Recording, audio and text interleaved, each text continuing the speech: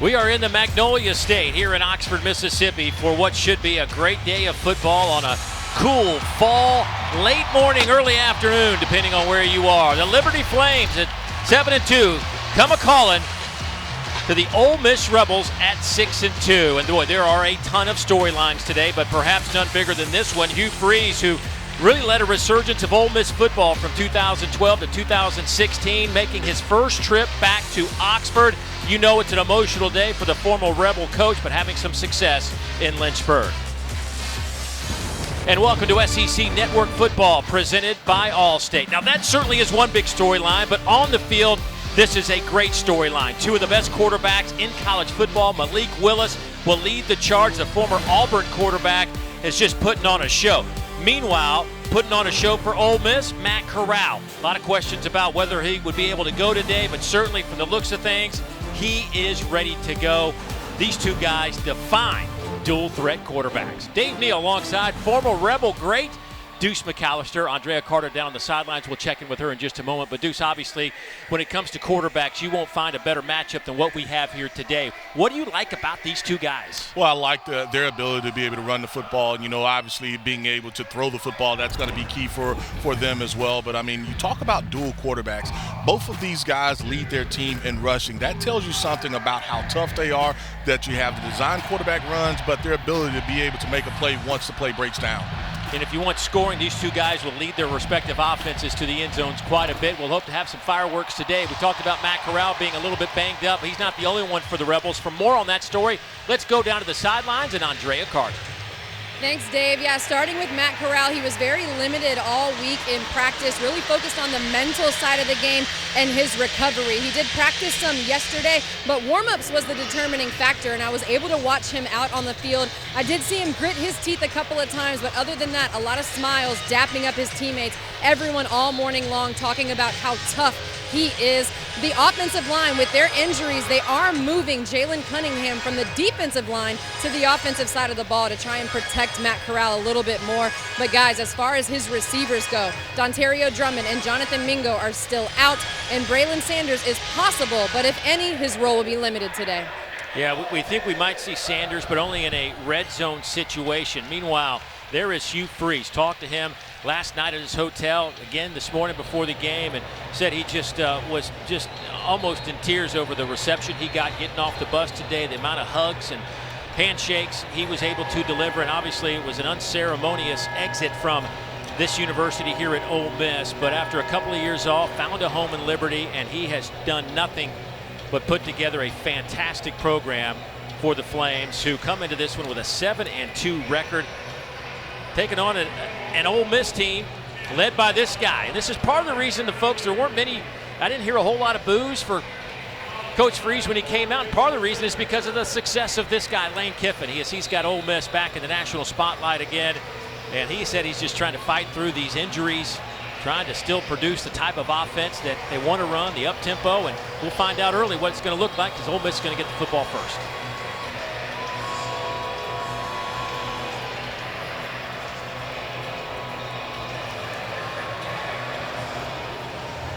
And we are underway, and that one will roll through the end zone, so the Rebels will have it out at the 25-yard line. So, Matt Corral, the junior out of Ventura, California, at a Long Beach Poly High School, 66% completion rate, and he is, at times, been a one-man show.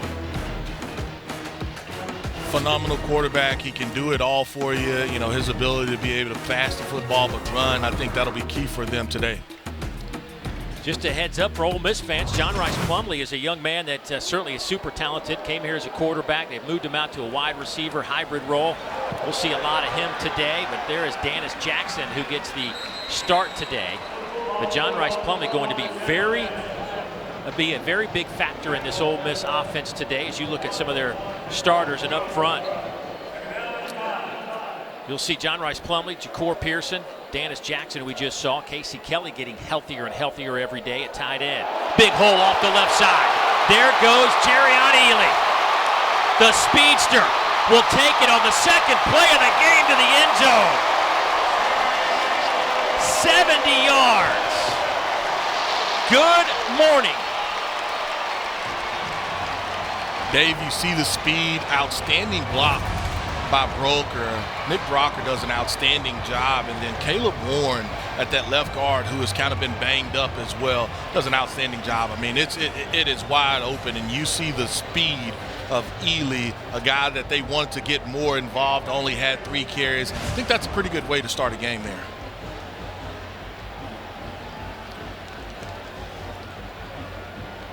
Wow, 70 yards. Ely off the left side, untouched. His 3rd rushing touchdown of the year. The point after up and good from Caden Costa. And just like that, it is a 7-0 Ole Miss lead. You mentioned only 3 carries, had 6 touches total last week. Coaches said this week we have got to do better at making sure he gets enough touches in the game. Well, you see why. Yeah, and I think his sweet spot when you talk about touches for him overall is about 15 to 20 touches just because of his speed. And we see really on that second carry, when he gets into the open field, I mean, he's a dynamic runner. He can outrun whether you have an angle or, you know, be able to just juke guys out. And so that's the kind of start that you want if you're that Ole Miss offense. And, you know, Matt Corral, he's involved, but he doesn't have to throw the football because they're able to score from afar. Well, that is exactly the start Ole Miss wanted. You know, these early kickoffs, especially for home teams, their coach is always worried about this. How's my team going to be ready mentally? Looks like they had a few cups of coffee ready to go. Yeah, and I think they're definitely ready, but the key to this game will be on the defensive side of the football. You know, can they slow down Malik Willis? That will be the key for them as far as this game is concerned. And picking up a touchdown without Matt Corral having to throw it or run it certainly is a big plus for the Rebels. Now we'll see what Liberty can do offensively. This kick, fair catch called for. So that'll come out to the 25-yard line. So now we get a chance to see Mr. Malik Willis, the redshirt junior out of Atlanta, Georgia. They say he'll be a top 4 pick, top 4 quarterback taken in the upcoming draft. His numbers are staggering as well. I mean, it's almost like this is fake news. What we're bringing you with the numbers these guys are producing this year. Look for that today from Malik Willis.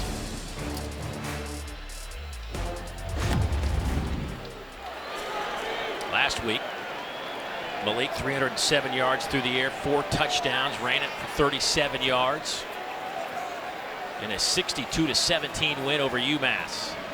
So the Flames will start from the 25. Here's Willis. And he is sacked, and that has been an issue for the Flames all year. They have not been able to protect Malik Willis. That is the 30th sack allowed, a loss of 10. Dave, Ole Miss brings pressure off of the edges. Johnson as well as Campbell is one of those blitzers, and that's the one thing that, you know, talking to Coach Freeze was the question, can they protect him? And we see on the first play they cannot. So 2nd down and 19.5. Willis going up top, trying to pick up that yardage and then some, trying to hit Noah Frith, and there'll be pass interference.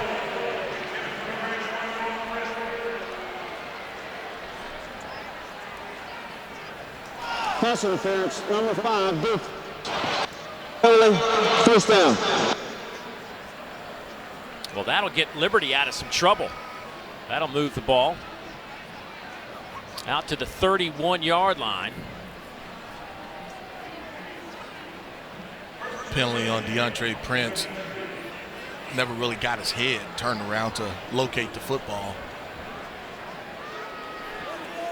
So it'll be 1st down and 10 now from just outside the 30-yard line.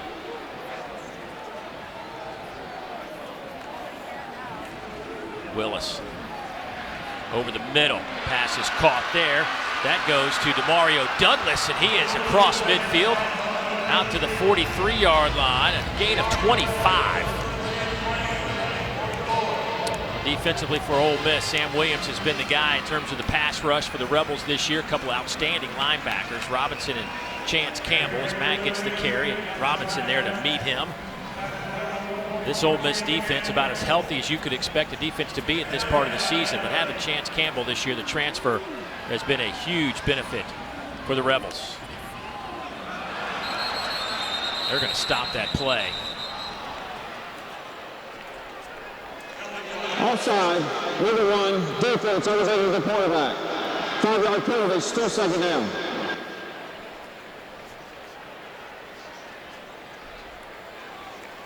Look at our referee today, Mark Curls. Talk to him. He and I have been around a while. This is his 17th year officiating in the Southeastern Conference. Jake Springer unevaded to the quarterback, caught in the neutral zone for Ole Miss.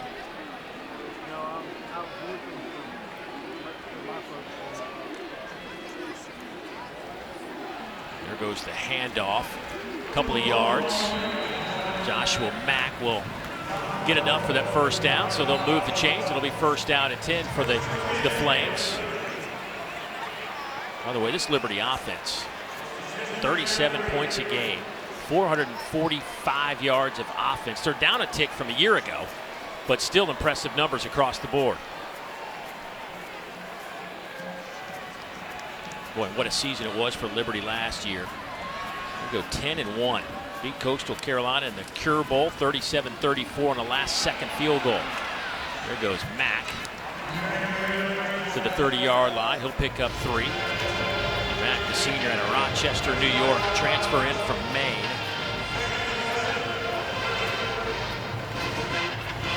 See Liberty doing a pretty good job of as far as controlling their tempo. They have the ability to be able to go fast when needed, and then they'll slow it down and, you know, kind of look at that defense, see what the front is giving him to be able to get that play call from Coach Hugh Freeze.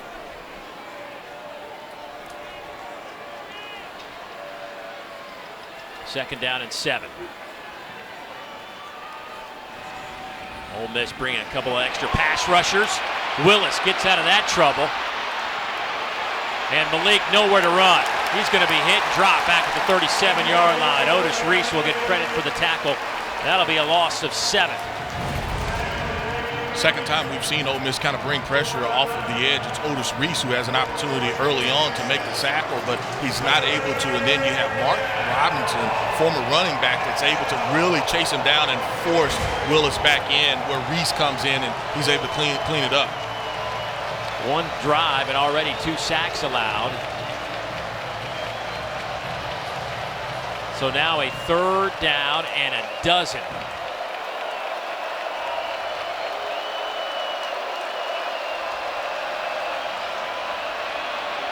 Willis slips and falls. So 4th down as he loses a yard on the play. Cedric Johnson slides in and plays over the guard in the center, and he's really the guy that is in the area. But like you talked about, Dave, Malik kind of slips down as he goes to try to make a cut. Looks like Liberty's going to try a long field goal here. Ole Miss only rushing 3 guys and playing coverage behind that. Boy, this will be a 54-yard field goal. Braden Beck, who took over the job midway through the senior, the true freshman, will line it up from 54. His long this year is 37 against Middle Tennessee State. He's 2 for 2 in the field goal department.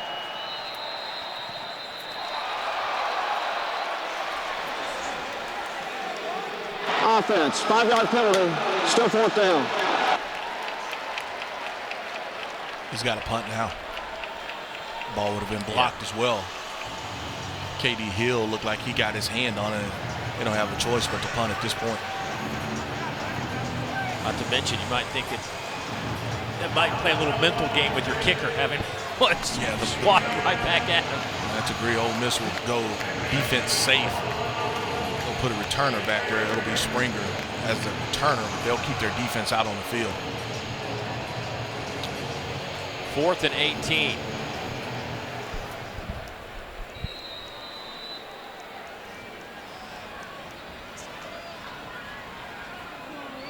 Good clean snap. Alvis will punt it away, and the Rebels will have it. They lead it 7-0 here in the first quarter.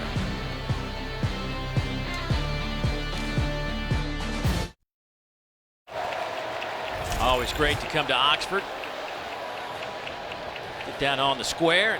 7-0 Ole Miss leading Liberty as we take a look at the keys to victory, brought to you by the Barbecue Guys.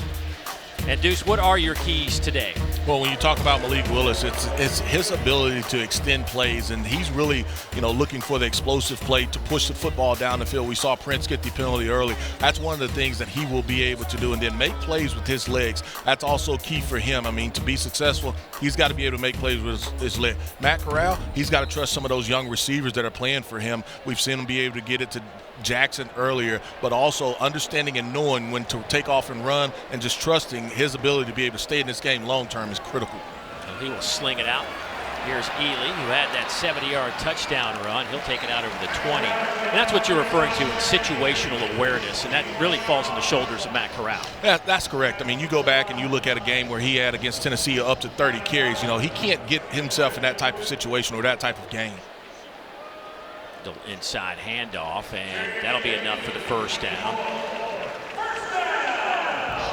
Corral had 30 carries against the Vols, and really, since then, he's just, not that he was 100% healthy going into that game, but after that game, just beat up, and the effects have been lingering now for a couple of weeks. But it was some kind of performance from Matt Corral. We were talking a little bit to Lane Kiffin about that game, and still the environment, not just what happened at the end, but Neyland Stadium before kickoff was about as electric as it had been in decades. Lane was kind of hoping for some of that here today with Lane Kiffin leading the Ole Miss Rebels against former Rebel coach Hugh Freeze. Corral, good clean pocket. That is batted up in the air a couple of times, and Dennis Jackson's got to make that catch. He couldn't be more wide open. Well, he was trying to run before he looked that football in. And you talk about just being there as far as the throw, clean pocket, and maybe a little bit behind, but that's where Jackson just has to throttle down and be able to make that catch. Henry Parrish checks into the game. John Rice Plumlee moves into the slot on the near side. They'll throw this way, and that one's high. Sails over the head of Dennis Jackson. And Ole Miss looks like they're going to have to punt this away. Well, after picking up an initial first down, you can't get anything done on that play. And like you talked about, a high pass to Dennis Jackson, but it goes back to the play before where you're in zone coverage. You've got to be able just to throttle down a little bit and not run out of the view of the quarterback. And that's a drive that I know that they wish that they had back.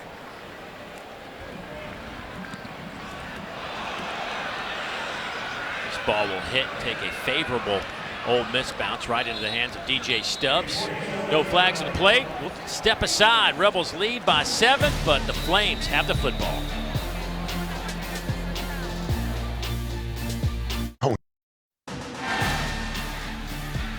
SEC Network Football is presented by Allstate. Save money like a champion with Allstate. And in part by new Coca-Cola Zero Sugar. And Wendy's hot and crispy fries. Try the best combo ever today. Old 22, the deuce is loose. Deuce McAllister, my partner in the booth this year, coming back home to Oxford, Mississippi. And between snaps during our last break, honored here. Crowd gave him a nice round of ovation. Deuce, I got a great career here. Coming back, it's always a special place. It's definitely special, just to be able to see a lot of the people that kind of made things happen behind the scenes, and, just to tell them thank you and hello. That's always nice. More than just one homecoming today. Here's Malik Willis. For those who don't remember, old 22 used to get it done, folks. 1997 to 2000. Look at some of those numbers. Crazy. And we saw even threw for a touchdown to your buddy Romero Miller. I did, and I just told Romero he better not drop the pass. Don't worry about the form. It may not be the prettiest, but the football will definitely get there. So you threw for a touchdown, you ran for a touchdown, you had a punt return for a touchdown, a kickoff return for a touchdown. You never had a pick six, though. Very disappointed in you. If they had let me, I probably would have tried. Definitely would have tried. Here's the handoff inside to Joshua Mack, breaking a couple of tackles, and he is across midfield inside the 45-yard line, brought down by Finley. That's a gain of 19. I love the patience here by Mack. I mean, Ole Miss really probably should have stopped this play at the line of scrimmage, but you had two guys in the same gap, Otis Reese and Lakia Henry. They probably, they were in the same gap, and so the patience by Mack allowed the guard up front to be able to pull and seal that, right there for Reese, and that's why you get the first down run.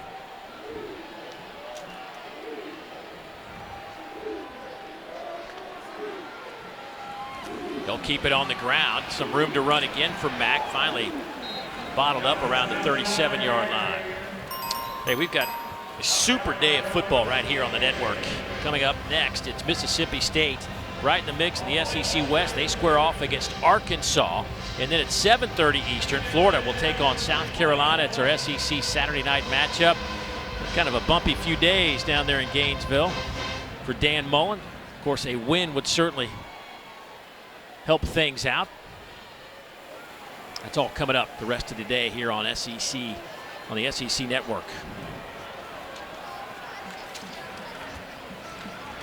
Pump fake from Willis, high throw, good catch by Douglas. DeMario will have the first down inside the 30. It's a 7-yard gain. DeMario, 37 catches, 5 touchdowns this year.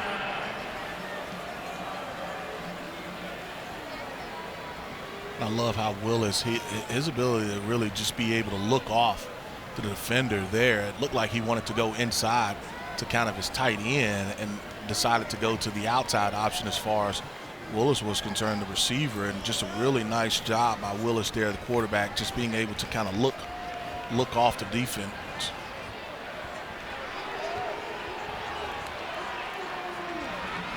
Willis will keep it, cuts it to the outside. Oh boy, almost broke that one for a big run. He'll be tripped up around the 22 by Jake Springer. That's another gain of 7 for the Flames. This is the second time we've seen him just be able to run the football. A couple times he was able to get outside. This time it's inside, and his ability to be able to run, we talked about that earlier, Dave, will stress this Ole Miss defense from a schematic standpoint as well as just being in the right place where you're supposed to be. Johnny Huntley, the tight end, goes in motion. They'll keep it on the ground, though, and run it with Mack. Mack still on his feet. Dragging some Ole Miss defenders with him inside the 15. They'll spot it around the 12-yard line. That's a gain of 10. Right guard Brendan Schertler, he does a nice job of just being able to create that hole. And, you talk about no one there as far as the linebackers or even the secondary guys. They're being put in one-on-one situations. And, we've talked about Mack's patience and making guys miss. You see it there on that run. A couple of tight ends for the Flames on a first down and 10. Hand it off to Mack. Runs into a blue wall, and not much happening on that possession.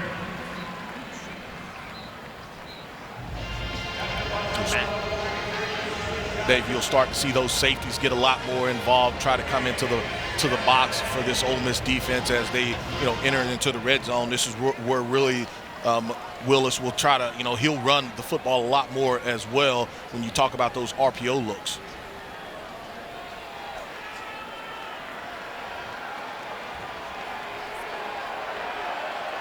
Boy, red zone has been a fantastic spot for Liberty. They score touchdowns, more than most, inside the 20-yard line.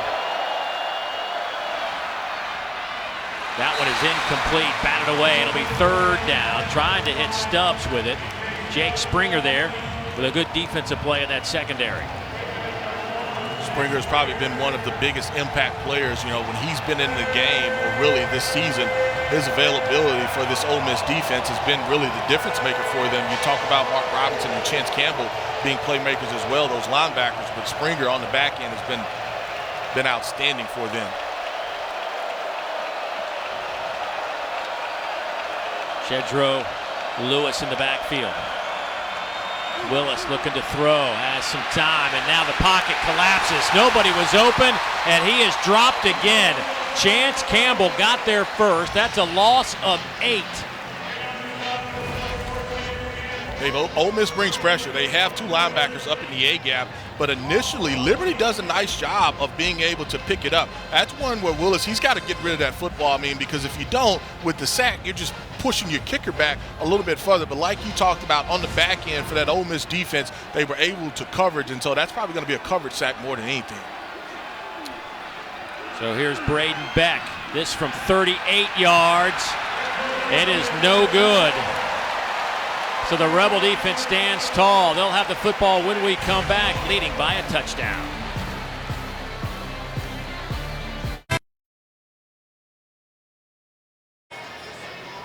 Well, there is Kent Austin, who is the offensive coordinator for the Liberty Flames. And Ole Miss fans certainly remember him coming back home. There's a lot of homecomings today, not just Deuce or Hugh Freeze, but Kent Austin, who was so good here as a quarterback in the early 80s. You see some of those numbers. Was the offensive coordinator under Houston Nutt 2008 through 2010. Kent Austin had a great career in the Canadian Football League as well, threw for over 3,600 yards. Talked to him at length last night over at the Liberty Hotel, and it's always special for him to come back. It's the first time he's ever been here on the opposing sideline as well. So a lot of emotions for Kent Austin and his family. Here's Matt Corral going up top. Big hit and catch from Dennis Jackson. Down to the 30-yard line. 52-yard pickup. Jackson hold on to this pass here, you know, and so that's the one thing that you see, his speed to stretch a defense. Here goes Henry Parrish off the left side, inside the 25 to the 24-yard line. Beautifully thrown ball there by Matt Corral, and Dennis Jackson knows he's going to get hit. The safety coming over the top, he's able to hold on to that football. Nothing happening there for Parrish. He might even lose a couple of yards. And that'll bring up a third down. Parrish, the sophomore, 464 yards on the ground, averaging 5.5 yards per carry.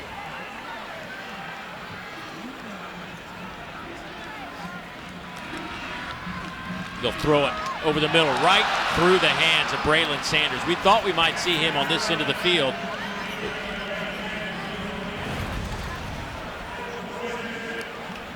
Just a glance route, and Sanders, I mean, it's got a little heat on it, but that's one that he's got to catch.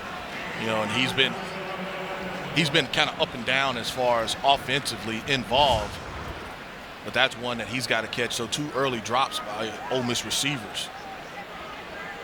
So a 43-yard field goal attempt on the way from Caden Costa, who has been really good.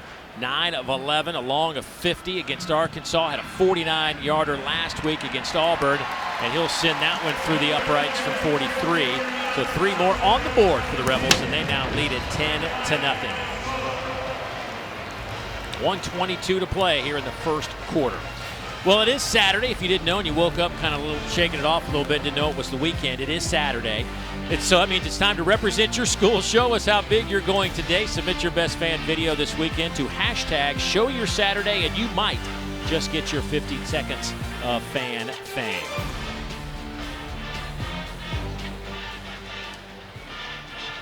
Dave, we haven't seen Matt Corral be able to move a lot in the pocket, but some of the things that he's been able to do is really like Coach Kiffin talked about to us, you know, just let him be a drop back passer in that pocket. And, you know, we've seen him be able to throw particularly, you know, two passes. You talk about the over route to Jackson and then the post there, and then you have the little glance route to Braylon Sanders. I mean, but he looks outside of the high pass on the sideline to Jackson. You know, he's looked pretty good so far.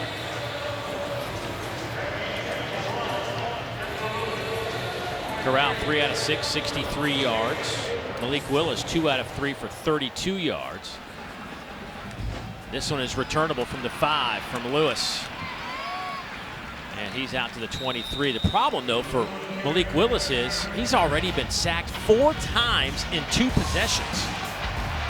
That's definitely a problem for your quarterback, you know, when you can't protect him, and obviously, you know, his ability to be able to create and stretch a play and put some pressure on that Ole Miss defense.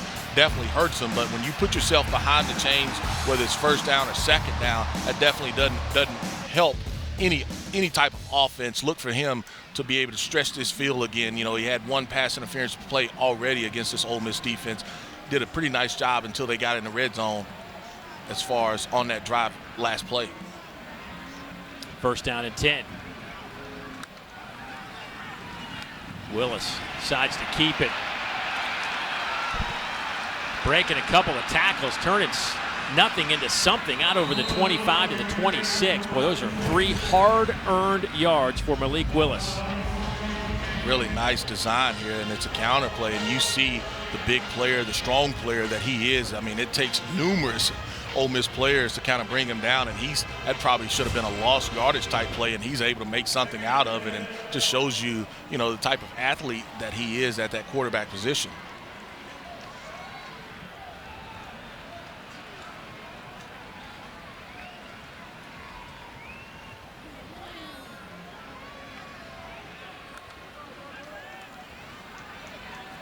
Willis will tuck it and run. Boy, Ole Miss is doing a nice job of covering up these receivers. These quick hits aren't there for Malik Willis today. Yeah, and I think that was one where he wanted to be able to throw the football down the field, and you know, he just didn't like it as far as the coverage was there for Ole Miss, and he decides just to tuck it and run it. And you know, Mark Robinson, we've seen him kind of be that spy player a couple of times already, and he's the guy that makes that tackle. And, you know,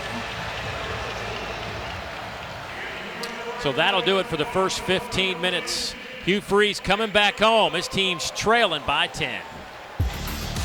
ESPN, home of the college football playoff semifinals.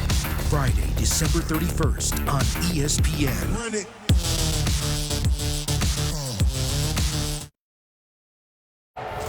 Welcome back to SEC Network Football presented by Allstate. It's a 10-0 game here, Ole Miss.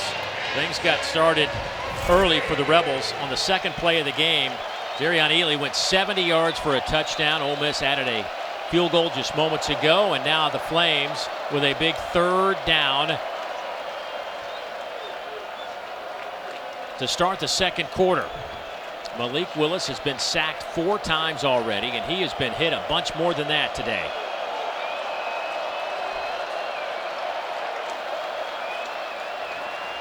Willis hit and dropped again. And Ole Miss just matched their season high with 5 sacks, and there is 3/4 of football left. Sam Williams just uses his speed, and you know that's one thing that you knew coming into this game. You didn't want to leave him in one-on-one situations, and there he's matched up against Jonathan Graham, and he's just too fast, he's too quick.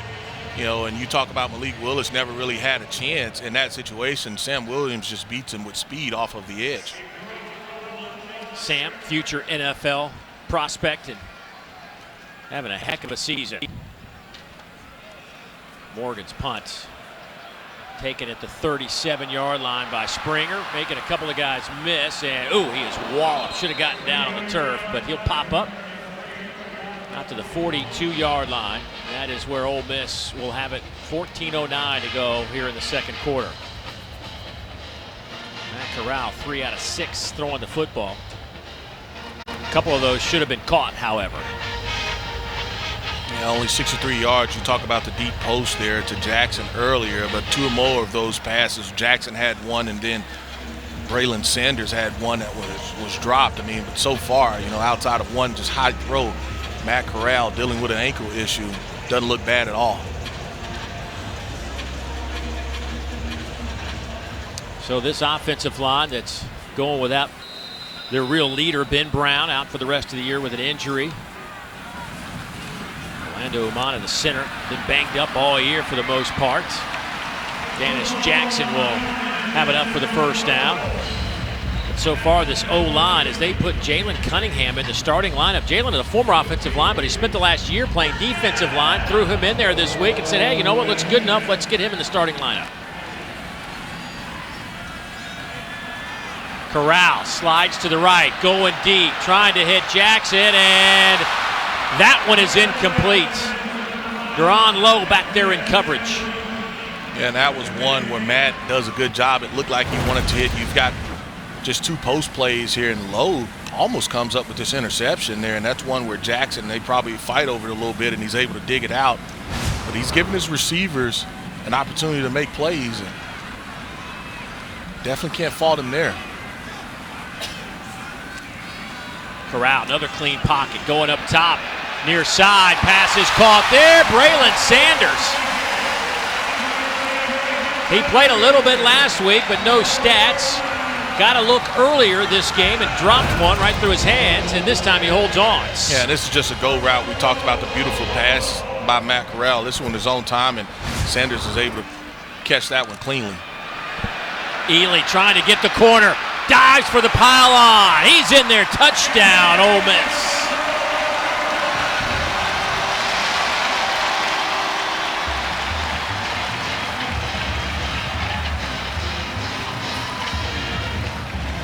Dave, Ely's second time, particularly on that left side. You know, you talk about another guy that has potential to play in the NFL, Nick Brocker, and, you know, Ely's just too quick. He's too fast. I mean, he's just able to beat him to the corner.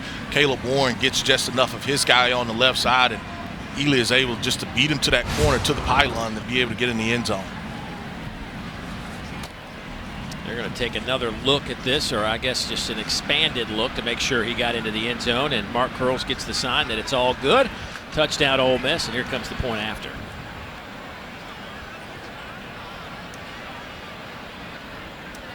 Caden Costa, 37 out of 39 in the point after department. And hammers that one through the uprights.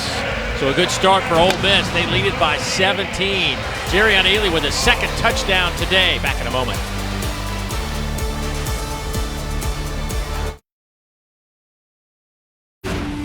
Peter Burns with a studio update. 4th and 6, down 3. Yes, Georgia was down 3. They're going full Lane Kiffin. It is Kirby Smart, Stetson Bennett, Arian Smith, first catch since week 2, touchdown, and then next drive, block kick. Nolan Smith with the block. Dan Jackson can't hold on to it. It's a safety. Baseball score in Athens, 9-3. Back to Dave and Deuce. Thanks, PB. Now, you and I are used to getting up early, but I know these coaches, they dread these. The home coaches in particular don't like the early kick just because of the energy that sometimes they feel, the vibe they get from their team. Deuce, was it tough for you to play those early games? No, Dave, because most of my games were at 11 o'clock or 11:30, so it was routine. It was routine to it, so. Yeah. You and I saw a lot of each other back in the day, didn't That's we? exactly right. Here's a look at that last touchdown coming your way through the pylon camera. Boy, a great look. The camera's okay. And it is up and functioning. Jerrion Ely with his second touchdown today from 4 yards out, and his first one came from 70 yards out. That 70-yard is the longest run of the year for the Rebels. The previous was a 51-yarder from Snoop Connors. We talked to Snoop yesterday. Here's a look at the pylon. It's up, ready to go for its next bit of work. But Snoop was great talking to him yesterday. A really good kid. Little fake. Malik Willis trying to get a little bit of time. He has been battered around today. That one tipped in the air and incomplete. Freshman Tysheem Johnson does a nice job of coming off of his guy. You got a little bootleg action, and it's really the second level where Malik is trying to hit as far as the receiver is concerned, and Johnson is able to kind of tip that pass away.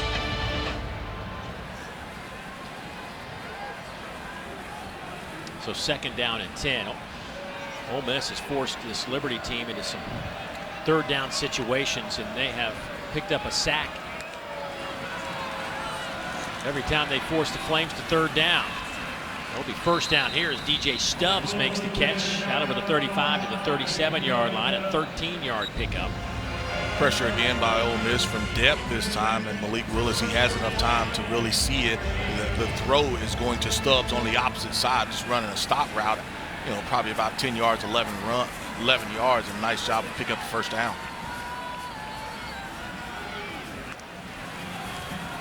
Moving the pocket, Willis can tuck it and run. Again wanted to throw, but nobody was available. Nakia Henry comes in to make the play. It'll be a gain of a couple of yards for Malik Willis. Dave, you talked about them moving that pocket with Willis, and some of that is because of all the interior issues that they're having trying to block that Ole Miss defense, but also you're expecting pressure. And that time, Ole Miss didn't bring it. They sat there in the coverage, but like you talked about, none of the receivers were able to get any separation, and Willis has to run with it.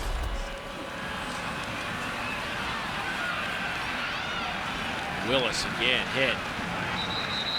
Gets it out over the 40. They'll spot his forward progress at the 43-yard line. Now you're looking at third down at about 5. And again, the 3 prior third downs, Willis has been sacked. That time another design quarterback run for Willis just to make it, an easier look as far as his third down opportunity, and it looks like Ole Miss Springer is going to have to come out of the game. The referees call a timeout. He's dealt with some shoulder injuries.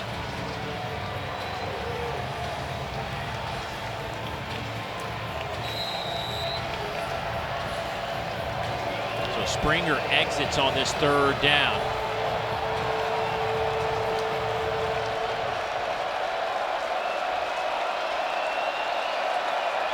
Looking for their first conversion.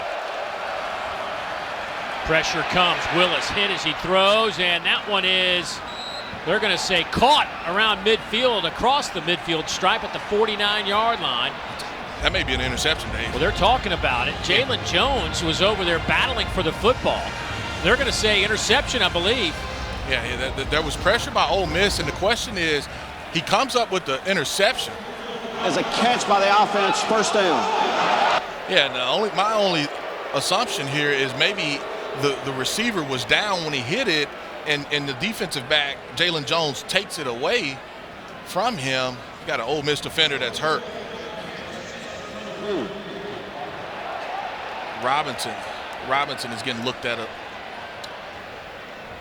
Big story right here was that a completion for a first down or a pick? We'll tell you when we come back.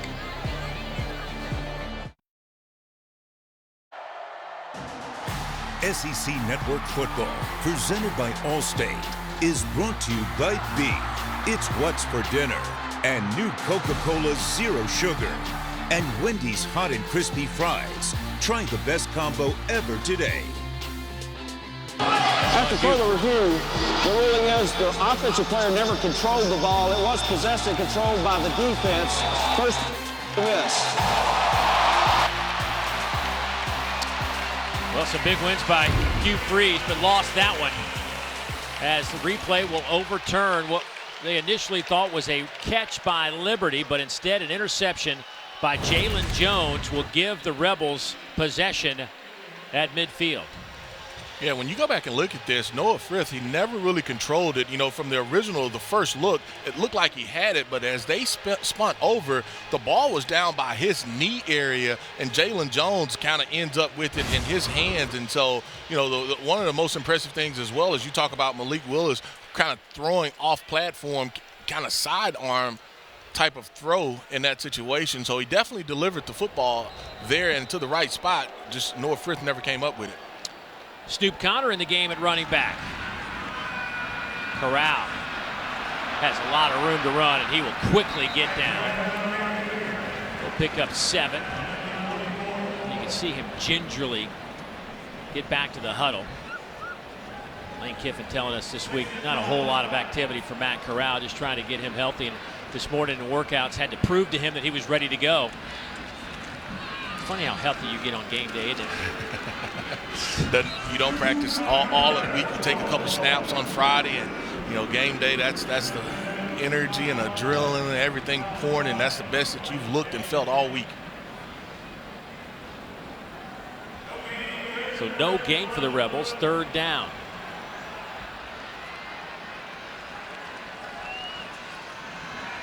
Corral's throw is caught, good enough for the first down on that far side down to the 38-yard line. Dennis Jackson with a 6-yard catch. Going back to that first play, Matt Corral, Ole Miss going for the explosive play right away. Liberty defense does a nice job on that sudden change of handling kind of the set that Ole Miss wanted to run and forced Matt Corral to kind of run the football. Corral looks good there. Spins, fires over the middle. Pass is caught by Sanders. How about that play on both ends?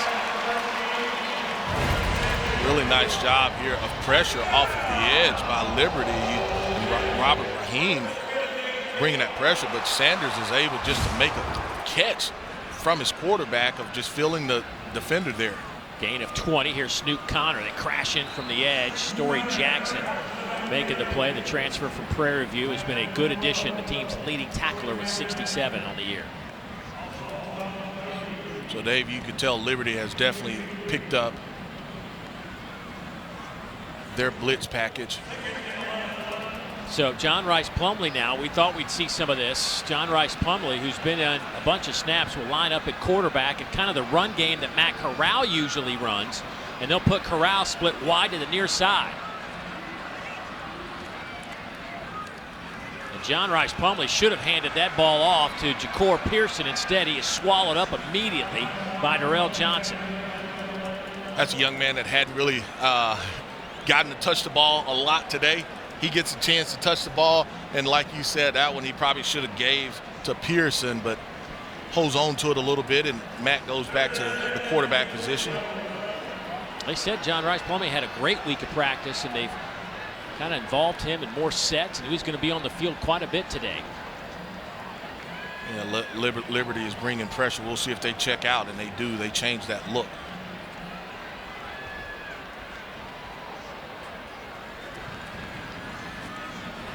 Snoop Connor.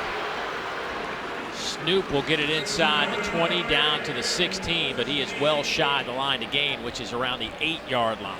Yeah, and I don't think Coach Kiffin had any intention of really kicking that field goal at that point. The run was really just to set up the opportunity for them to get it closer to go for it here on 4th down. They've gone for it 34 times this year. Last week, of course, probably want some of those back, but they are 24 or 24 of 34 on 4th downs. 71% completion rate.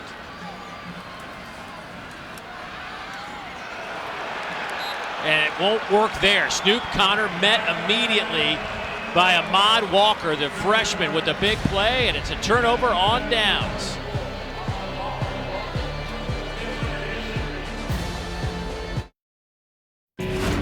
Peter Burns in the studio update. Georgia's won the last 7 games against Missouri and starting to trend like 8. Stetson Bennett finds Jermaine Burton. How about the accuracy of the deep ball? Getting it done.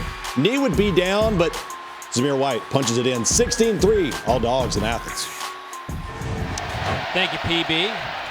Georgia, the #1 team in the country and playing like it's here at 17-0 Ole Miss. And just a moment ago, the Rebels went for it on 4th down and did not convert. And they turn it over on downs. Out of the pistol formation, they'll hand it off. Big hole off that left side. There goes Joshua Mack with a 1st down over the 30.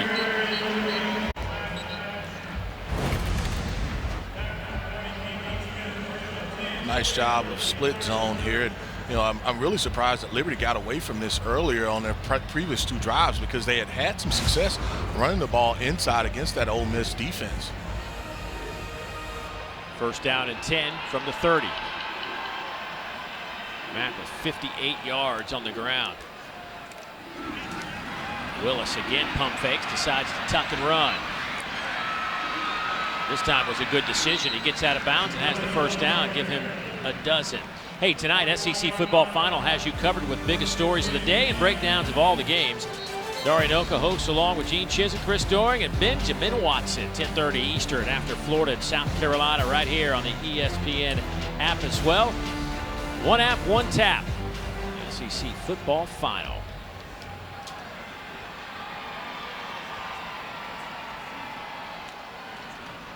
C.J. Daniels goes in motion, but Willis will throw the other way, hoping his guy can make a play, and that one is dropped by Douglas. No flags, down around the 20-yard line. DeAndre Prince there in coverage, and you see just a little bit of pressure inside, but that's one that you've got to win if you're Douglas in a one-on-one situation, and Prince does a nice job of getting his hand in there to kind of dig it out as well. Willis now 3 of 7 for just 45 yards. 5 receiver set for the Flames, looking at 2nd down and 10.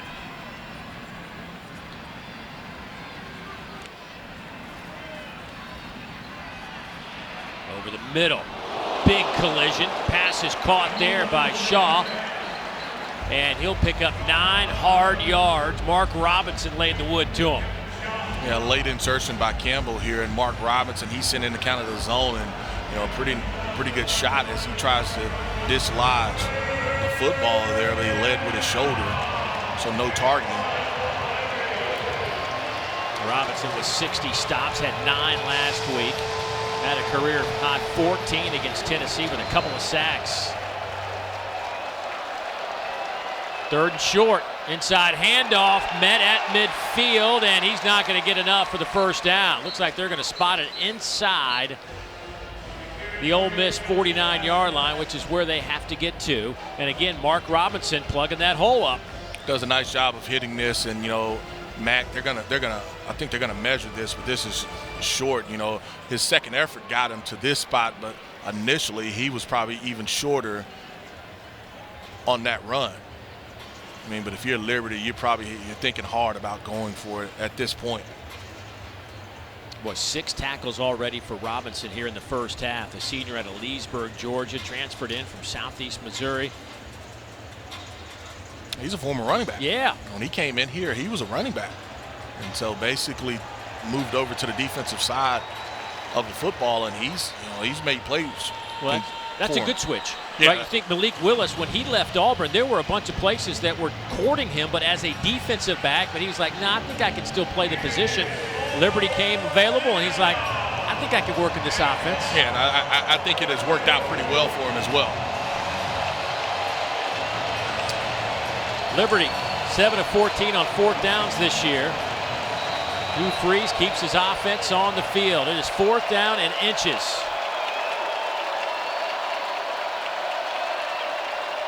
They'll run it. First down. Joshua Mack had just enough room. The 5th-year senior out of Rochester, New York, picks up 4 and needed about 6 inches. Liberty does a nice job on the double team block, and there's a crease in there. You've got Robinson that is in on the tackle, but way too late. Jedro Lewis in at running back. Where's number 1?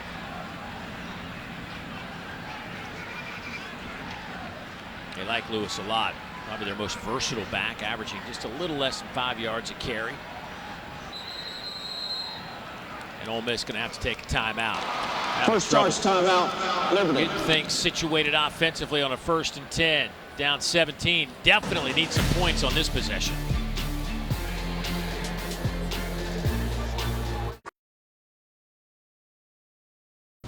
Jay's been watching. Chris Doran, Peter Burns coming up with the Farm Bitch Halftime Report. We'll show you about how the Dogs rolling right now in Athens College Football Playoff. But what are you seeing right now? I'm getting cheated. I was told there was going to be offense here, and it's been all about Ole Miss's defense. Great on 3rd down so far today. I think part of it, Matt Corral's health too. That's what I'm worried about. Nice to see him back. Yeah. Back to Nick. Yeah, it's been about this Ole Miss defense today. They'll need to stand up here as Liberty trying to put some points on the board. They have been blanked here in the first half to this point. Ole Miss defense has been very, very solid. And as I say that, a big hole as Joshua Mack gashes him for a big gator down to the 25-yard line. A.J. Finley finally brings him down, but that's 21 yards. Nice job, Bryce Matthews, of picking up Mark Robinson there. Ole Miss using the blitz again. Jake Springer coming off of the edge, and they don't have enough guys accounted for the gaps inside. 1st down and 10 from the 25. Mack with a big day on the ground, 62 yards on 10 carries.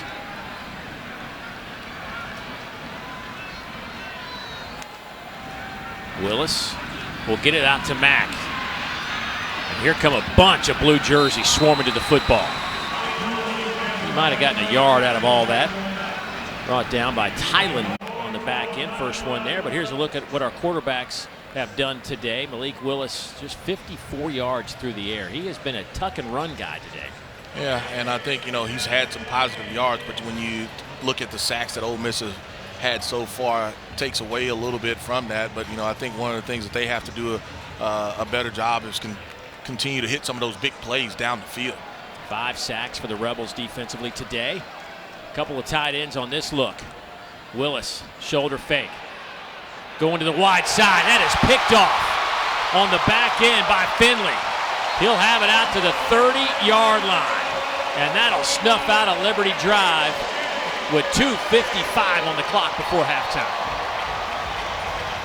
Dave Finley reads this all the way. He reads it all the way. He's sitting back in that safety spot, and he is just waiting for Malik to kind of throw this pass. And that one, if anything that you could do, you've got to throw it, put it in a back shoulder situation, and, you know, just try to force that safety to try to not have to get over the top. But that was easy. That's the second time that we've seen them run that play where they kind of try to fake the screen and then hit the vertical guy that's going up the field, and the safety Finley is all over it.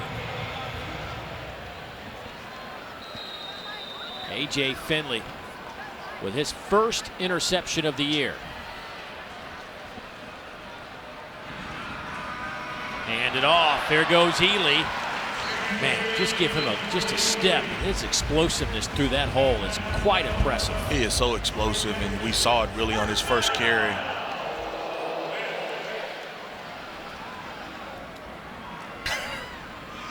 Here goes Ely again, taking a couple of white jerseys with him out to midfield. That should be good enough for the first down. Talk about Jalen Cunningham and Caleb Warren inside at those guard positions, just creating space for Ely, and he doesn't need a lot.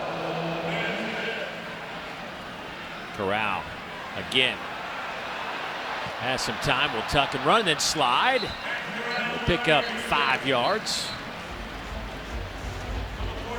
Love the decision by Matt there to be able to, you know, looks downfield, 2-man route to the right side. He doesn't like anything there, and he slides on after running for about 5 yards.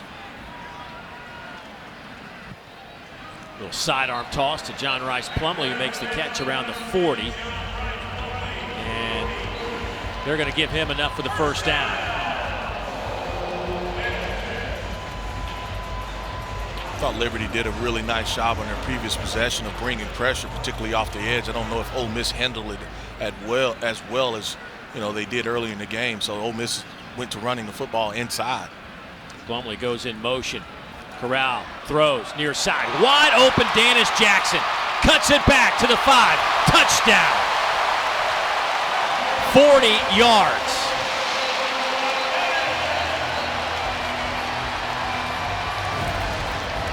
Well, Dave, you'll see here, when you bring pressure, you leave a lot of guys in one-on-one situation, and that time Dennis Jackson, he's just running that over route. We saw him do this earlier in the game, and this time he doesn't drop the football. He was really untouched on one of those over routes. He had a drop, but that one there, he's able to hold on to it. He's untouched as he goes into the end zone.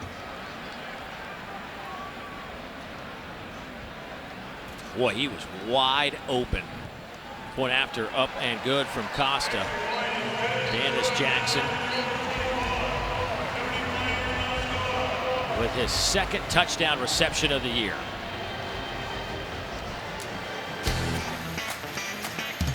Wherever fun happens, Academy Sports and Outdoors is there.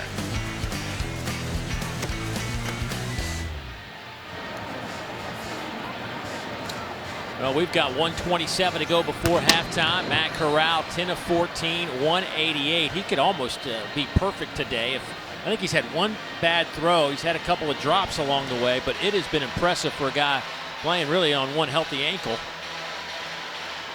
Well, when you're talking about the decision making as well, you know, when to tuck the football, when to run, you know, you talk about the distribution of the football. You've gotten a couple different guys involved from the offensive standpoint, and you know, for him to see what the defense is doing to him and understand and know where he wants to go with the football, it's been night and day from him as a player this year to what we saw from Matt Corral last year. 22 NFL scouts in attendance today, including a couple of general managers, to watch the showdown between these two quarterbacks, Malik Willis and Matt Corral. And so far, Matt Corral has not disappointed. This kick will be taken at the 2-yard line by Shedro Lewis. Shedro out to the 20-yard line. Don't forget the Pride of the South coming up at halftime. You can catch them streaming live over on SEC Network Plus. We have got 1:21 on the clock before we get there. The boys in the studio will be breaking down the first half, and of course Georgia-Missouri game going on as well today.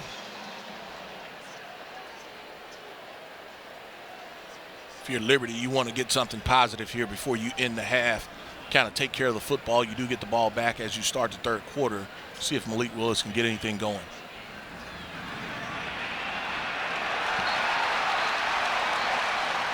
Again, Malik Willis dropped another sack. That is 6 in the first half, and that is a season high for the Rebels. And I think Ole Miss is using a timeout here as well. Timeout, Ole Miss. 30-second timeout. Chance Campbell getting in the action again. A couple of sacks for their middle linebacker. Chance Campbell gets a sack, but I mean, it really starts with Sam Williams. Second time we've seen him matched up against that tackle Schultz there, Tristan Schultz, and he just can't block him, in that one-on-one situation. If anything, you want help from the guard or at least the back out of the backfield, somebody to be able to help, to kind of slow down Sam Williams. I mean, just putting him in one-on-one situations, he's loving that anytime he's looking at that look. And then you talked about Campbell just being able to insert and come up with the sack in that situation. Sam Williams with a sack today, has 9.5. Needs a half sack to tie the school record for sacks in a season. The way it's going today, he might just get that. Another big hole. This time it's Lewis. He'll get it out to the 30-yard line. And he'll be a little bit shy of the line to gain 15 yards. Jalen Jones brings him down.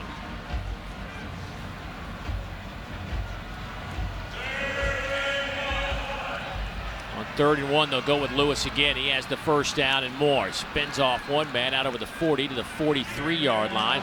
Football ball comes loose. They're going to say Lewis, Liberty, of course, pointing he was down. Well, I don't think he was down. I think they had stopped the forward progress. And, one referee from the side is marking him down, but I don't think he was, he was definitely Yes, the runner was down. First down. Yeah, when you go back and look at it, his knee is on the ground, but, Ole Miss is saying that no, he was still up. They definitely punched it out. I think they're going to take a look at this. But from the original view, it looked like he was down.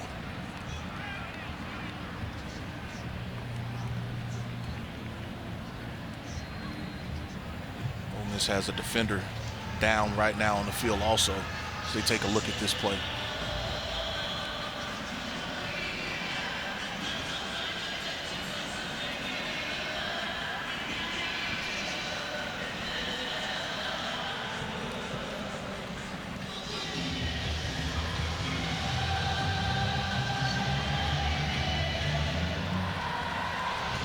Freshman Tyson Johnson.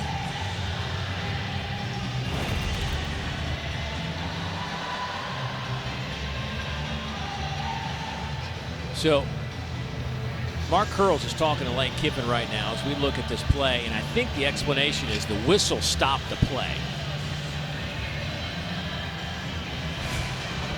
Yeah, I think you talk about forward progress, but also his knee is down in amongst those bodies, and for Ole Miss, you get an opportunity to kind of really have a free timeout in this situation.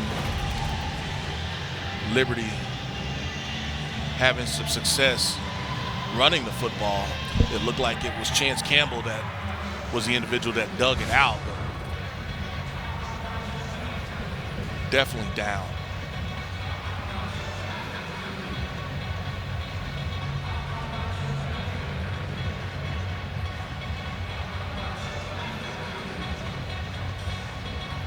I mean, Mark Curls is talking to both these coaches from sideline to sideline, and Hugh Freeze obviously animated about the discussion.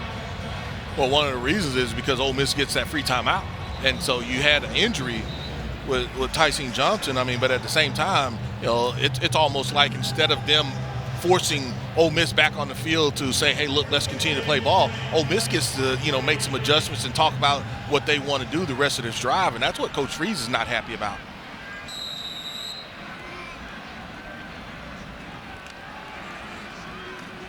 Willis dumps it off underneath. Pass caught there. Johnny Huntley, the tight end, will make the catch, and that'll be a timeout taken by Liberty now. Second charge timeout, Liberty. 30-second timeout. Well, and Dave, you go back and look at it. This time they do put someone out there to kind of chip, and that was Huntley to kind of slow down Sam Williams and kind of help your tight end out a little bit there when you talk about not leaving him in a one-on-one situation. Ole Miss, one other time this year, posted a first-half shutout. That came in their opener in Atlanta against Louisville.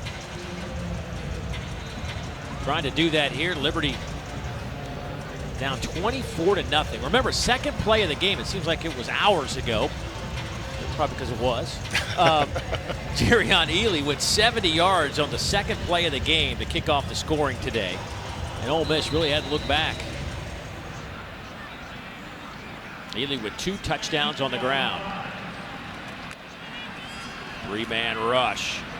And that'll be enough to get to Willis. They finally put him on the turf. Robinson, the first one there. Campbell came in late. That's a loss of 8, and that is sack number 7. Cedric Johnson, you know, they're picking on this right tackle, you know, and he just can't get it done, and that Ole Miss defense is fired up. Liberty will get the ball to start the second half, but a first half for Ole Miss to celebrate. They put up 24 points, but their defense was fantastic in the first 2 quarters. Lane Kiffin coaching on the way into the halftime locker room. Andrea Carter down there, and she's got the coach alongside right now. Coach Kiffin, on offense, you wanted to get Jerrion Ely going and protect Matt Corral. How were you able to do that in the first half? Well, Ely hit the big run early. We're trying to get Matt in some rhythm. Braylon hasn't played in a couple weeks, so trying to see if we can get him and Braylon on the same page, and obviously neither of them are 100%. So it's good to be up 24-0. We've got to keep playing well and get some other people in there now. And a season high in sacks in the first half alone. What's been key for your defense being so effective? Well, we've been aggressive. The rush has been good by the defensive ends, and we've contained the quarterback well. Coach, thank you. All right, thanks. Up 24-0 here at home against the Liberty Flames. It's halftime here in Oxford. Time to get you to our studios.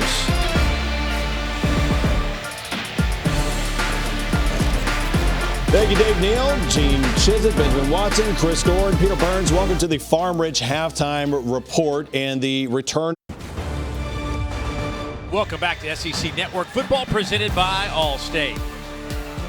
It has turned out to be a gorgeous day here in Oxford. Yes, Deuce McAllister is here. He's watched Ole Miss take a 24-0 halftime lead. We're moments away from second half football. And Deuce, obviously we came in here, a couple of storylines. Hugh Freeze obviously coming back to Oxford where he had some success as the Ole Miss coach. And the quarterback story, Matt Corral, Malik Willis, 2 of the top quarterbacks in the country. Matt Corral looked really sharp throwing the football. Yeah, he's done a nice job, particularly when you talk about the drop back pass game for Matt Corral, but also having that run game be able to be what it's been so far today has really been impressive. And you talk about that left side, Caleb Warren, Nick Brocker being able to open up holes, and we see Ely be able to take this one to the house early. Yeah, second play of the game, he goes 70 yards. But this Ole Miss defense has to be the top story today. 7 sacks in that first half. They kept Malik Willis in check.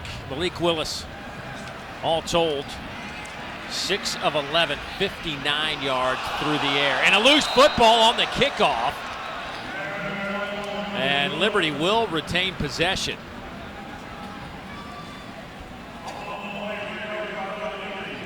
Already down 24 points. That could have been a devastating turnover and turn of events. Let's go down to Andrea. Dave, I talked to head coach Hugh Freeze coming out of halftime, and he said it's a struggle on both sides. They can't get to Matt Corral on defense, and then on offense, they haven't been able to protect Malik Willis. I will say, while I was talking to Hugh Freeze, a ton of people came down from the stands to say, I love you, Hughes, we miss you, Hugh, and really excited about him being back. He had a big smile. He said he's proud of his team's effort. They need to play for 60 minutes. They'll need to play some good football here. Their run game wasn't bad in the first half. As a matter of fact, almost all of their success really came on the ground, Deuce. They pick up 7 more there. Yeah, I thought they did a really nice job of running inside the tackles, and here we see them be able to get outside. And Ole Miss has lost contain a couple of times when you talk about that outside run game. But I thought Liberty did a nice job of running the football inside or in between the tackles. Hugh Freeze setting foot inside this stadium and really on this campus since his departure in 2017. An emotional day for him and his family coming back here to where they have so many positive memories. And that's what he talked about this week in our meetings and with the media throughout the week is, hey, I'm gonna just remember the great things that we did. Great things, great times we had as a family with our friends. Because there was a lot of positive, and it certainly ended on a sour note, and that is pretty much an understatement. But he's going to relish those moments, and I think for the most part, it has been a welcoming visit here back to Oxford. Yeah, I definitely think so, and probably a critical 4th down opportunity here. Liberty backed up, and so far it looks like they're going to go for it. But just to be able to talk to Coach Freeze before, and just him be able to have his moment, I thought was pretty special. Oh, they might have a free play here. Flags come out. Willis will go up top, and that one is batted away. But Ole Miss jumps off sides, and that'll be a 1st down. And you probably got both of your defensive ends there. Were in the neutral zone.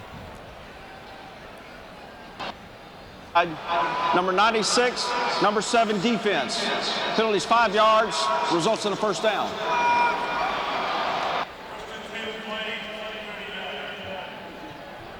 Eaton and Sam Williams not being disciplined there.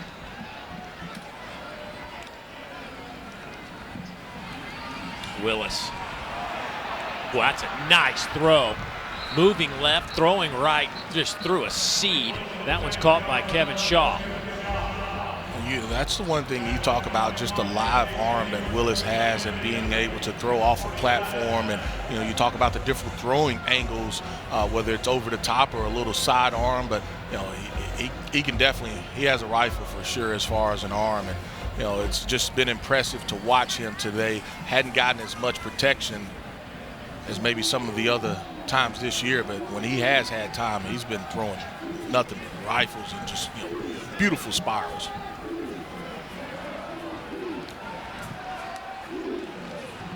From midfield, they'll run it here on 1st down. Nothing happening there.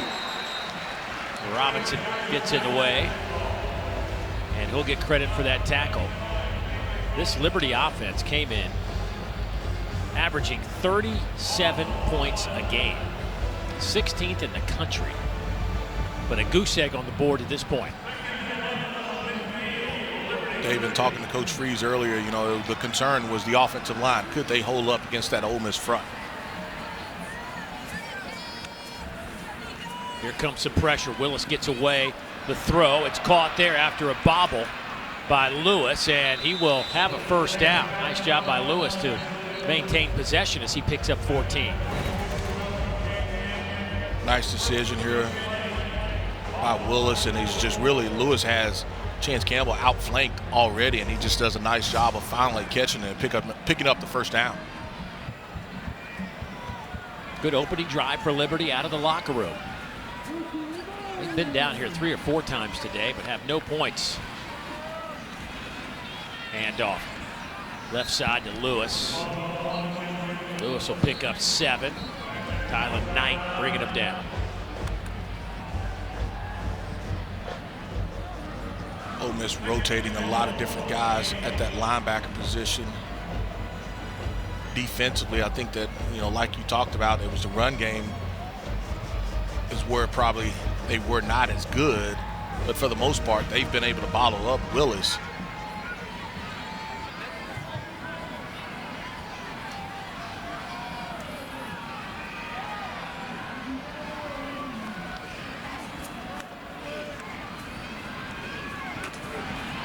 Lewis breaks a tackle, still on his feet. Stiff arm to the 5.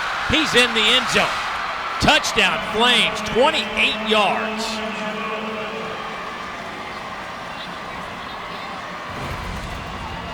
Dave, you go back and look at this. This is just a one-back power play. And it's just a nice job up front, just being able to block it. And then you get Lewis into the open field. He's able to make a guy miss. He gives another one a stiff arm, and he's in the end zone. And so, they were backed up early. They went for it on 4th down, but, they did a nice job really of being able to get it to the running back in space on the throw. Lewis, as far as the pass, but it was mainly the run game there where they were able to come out and score on that opening possession for the 3rd quarter. Braden Beck to attempt this point after.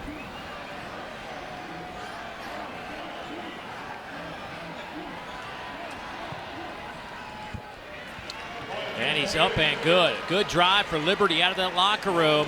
8 plays, 75 yards for Hugh Freeze's offense.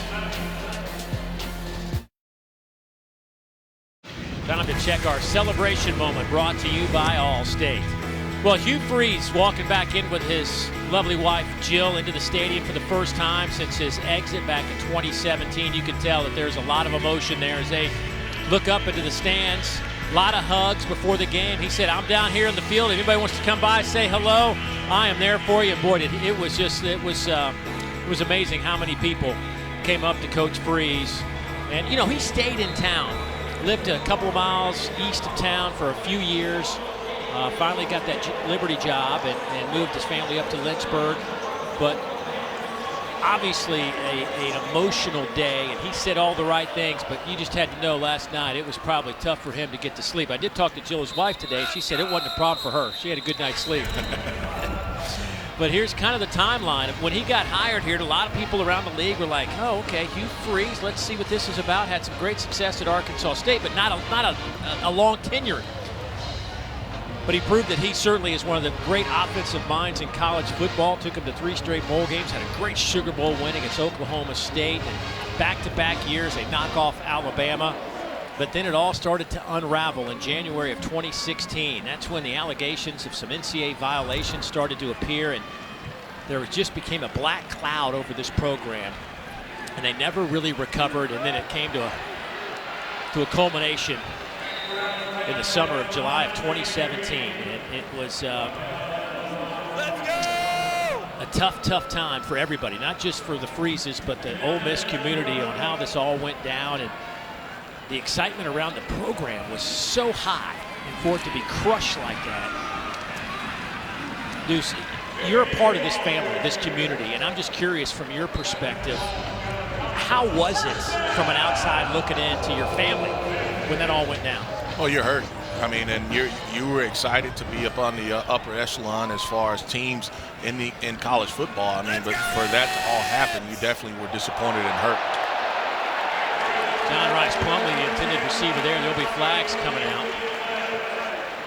And look, it took a while. Matt Luke had to try to rebuild this thing, and it never really got cranked up until Lane Kiffin got here and brought this high-powered, high-octane offense. Pass interference, 23 defense. The penalty includes a first down. Well, you lost a lot of momentum. You talk about. Take a look at the Plumlee interference play, and probably a little bit early there, Cedric Stone.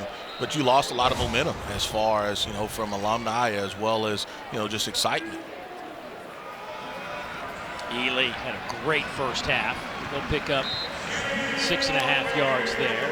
Elijah James bringing him down.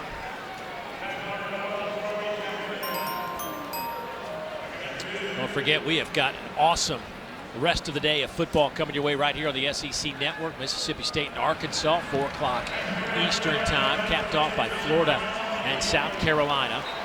That'll be followed by SEC football final, as the boys will break down all the day's activities, including this game here.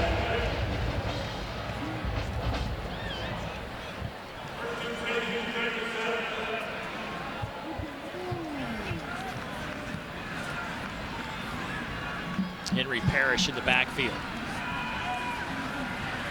Over the middle, John Rice Plumlee makes the catch, gets popped around the 23 by Cedric Strone and Javon Scruggs, but that's a gain of 15.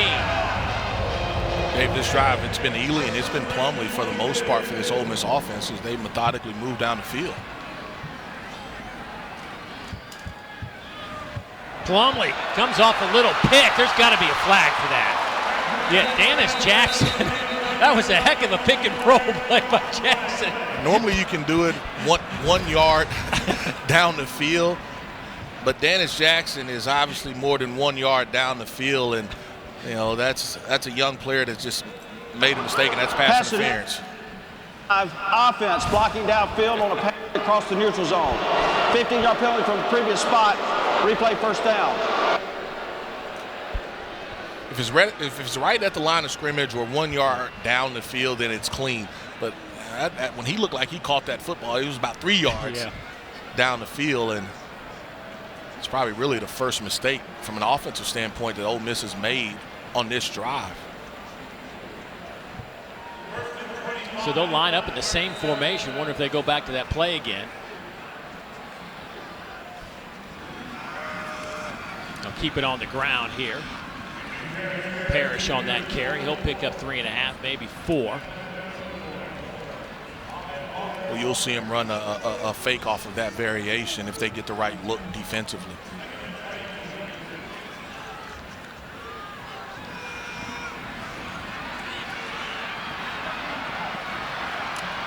And Corral will slide down at the 25. So it'll be 3rd down. Actually, they'll spot him back where that slide started at the 28. So looking at about 3rd down and 6.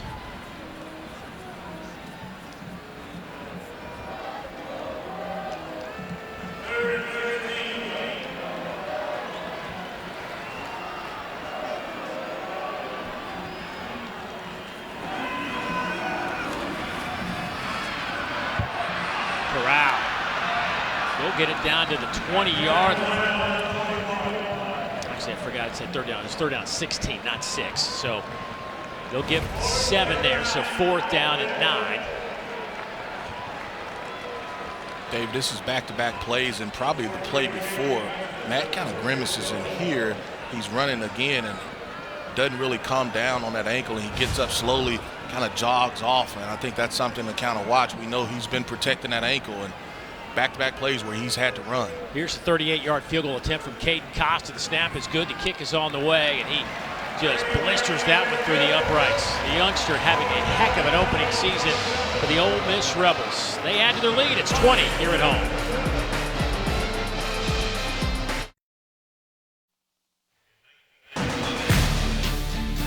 SEC Network Football, presented by Allstate, is brought to you by Mercedes EQ.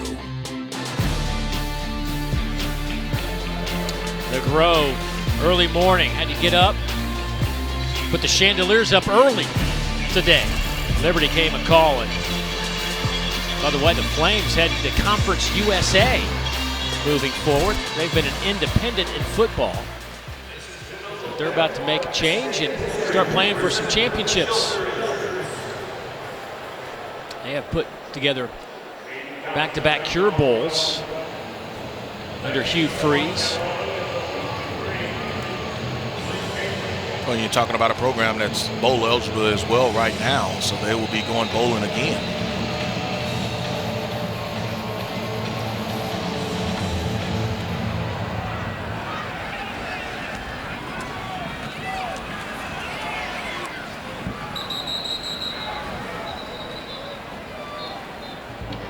Cedric Stone on that return. Hey, don't forget tomorrow we'll have the Women's Soccer Tournament Championship match for you right here on the SEC Network and the ESPN app. #1 seeded Arkansas squares off against 2nd seeded Tennessee. That's coming your way 2 o'clock Eastern time from Orange Beach Sportsplex down in Orange Beach, Alabama. Dave, on that first drive, Ole Miss defensively were experimenting with some personnel. Yeah. Chance Campbell and Mark Robinson back in at linebacker. They were that didn't take long, did it? Not at all. Yeah. Get the 2 big boys back in there. Doesn't seem to matter here as Malik Willis with one of his best quarterback runs of the day, pushed out of bounds by Tylen Knight. But so far today, when you look at from a numbers perspective, this has gone Matt Corral's way. Willis 8 of 13 through the air, just 86 yards. Corral 13 of 17 for 216.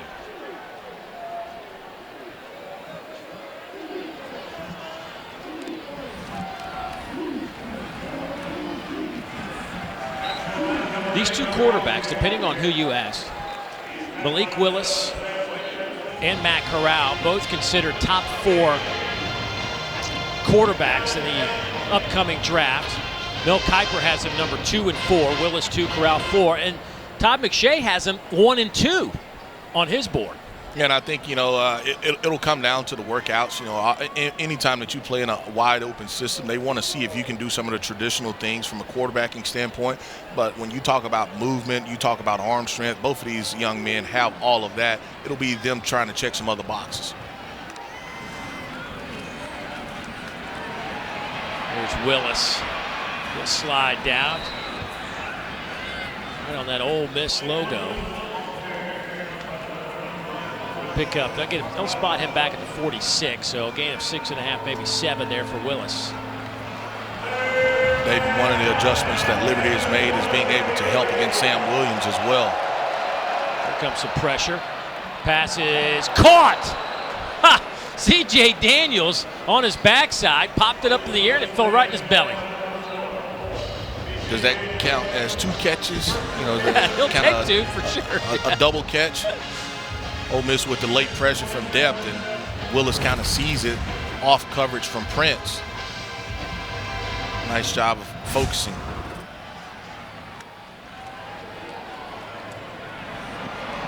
Willis, far side, up in the air, and that one is caught, and a flag comes in.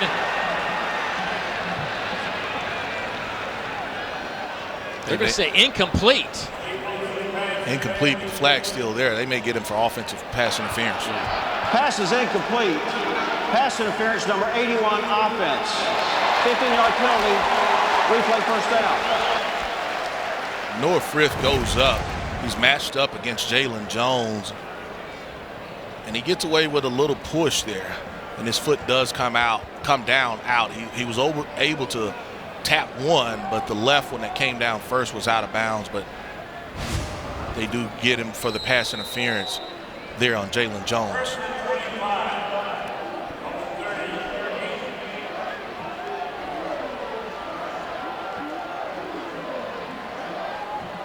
False start, right guard. They're just backing up now. First and 25. It'll now be first and 30. False start, number 55, offense. 5-yard penalty, still first down.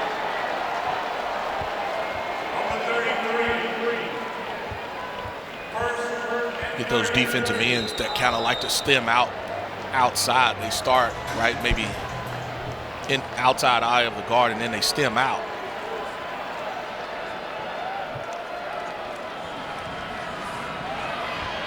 Delay handoff, and Lewis out over the 45 to the 47. Nice gain there. Close to midfield, picks up 14, so second down and still a long way to go. They got to get the ball all the way down to the Ole Miss 37.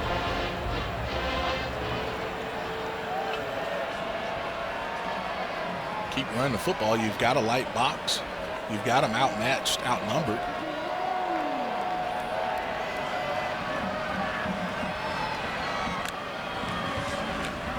Willis slings it. Far side, and pass is caught. Forward progress. Let's see where they spot that. It's around the 44-yard line. Wholesale changes on third down. At least it's manageable now for the Flames. Yeah, definitely manageable. Kevin Shaw does a nice job of being able to come back to the quarterback on that reception. Jalen Jones in coverage. TJ Green will check in at running back wearing number 15. The tight end in motion, works to the left side.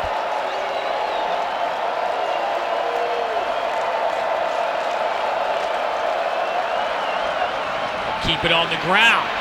TJ Green with a first down. And then a face mask, I believe, came in a little bit late at the end of that play. It was first down and 30, and they converted.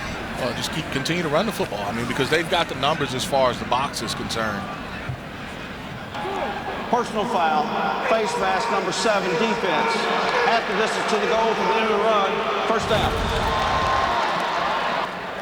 way that Ole Miss defensively, you're putting a lot of stress and pressure on your secondary to be the guy that has to come up and make that tackle instead of guys staying square from a run concern. And there's Sam Williams with the face mask there. They kind of pick a side, and once they do that, you're making that safety. He has to be right every time. Wow, so now it's 1st down and 10 from the 14-yard line.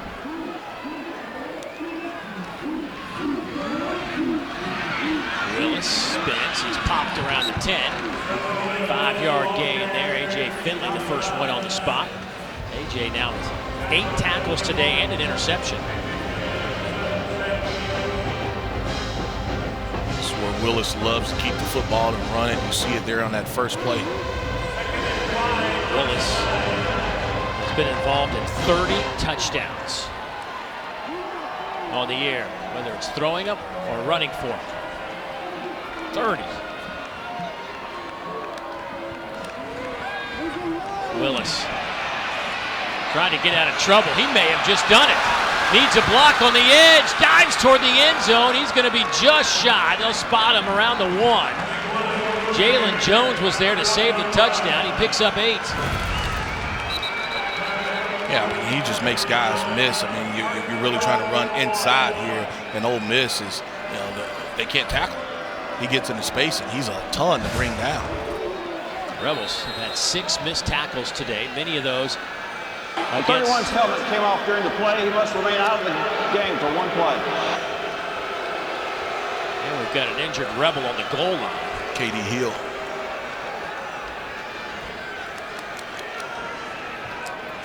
So we'll step aside as they attend to KD. 27-7, but Flames looking like they're going to score. Time for the AT&T 5G studio update. Poor Jermaine Burton had 2 catches and got stopped on the 1-yard line. That's all right. Stetson Bennett says, take this one to the house. Touchdown Dogs, 33-3 in Athens. Missouri got up to that 3-0 lead, and it's been all Georgia. Now Liberty trying to punch it in for their 2nd touchdown here of the 3rd quarter, but Ole Miss stands tall. That'll be a loss of a couple of yards on what was a 1st and goal situation. Now 2nd and goal. It's a really nice job. You talk about penetration, guys being able to hit it. Otis Reese is the safety that's responsible, for being able to make plays. When you get in that red zone, everything gets condensed down. Katie Hill, by the way, left for a play. He's back in the game now. So 3rd and goal from the 3.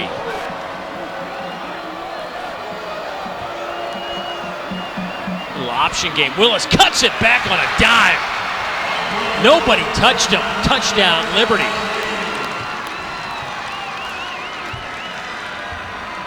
Nice play call here by Coach Hugh Freeze, and Malik Willis is able to run in untouched.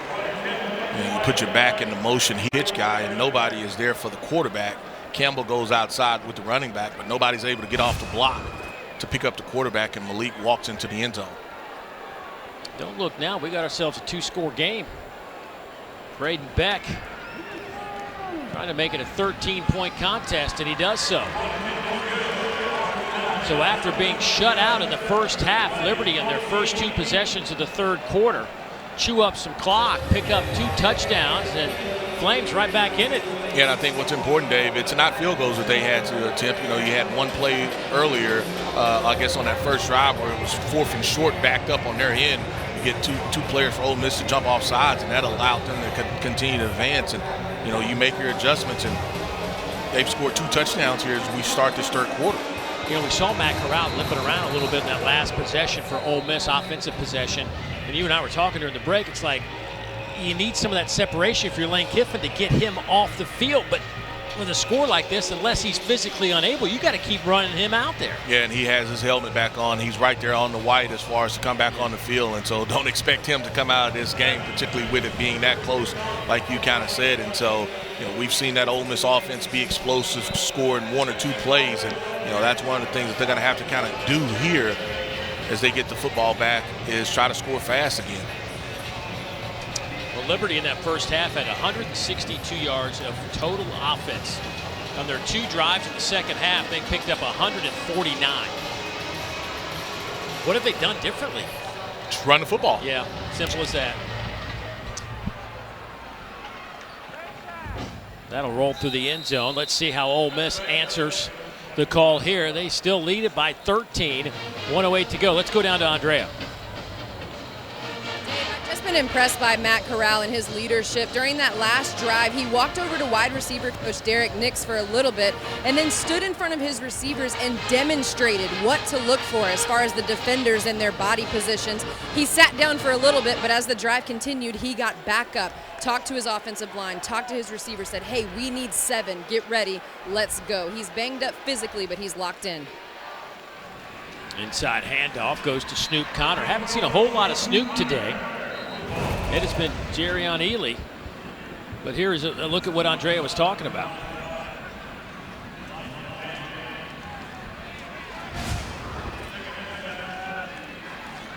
Corral, see if his coaching works.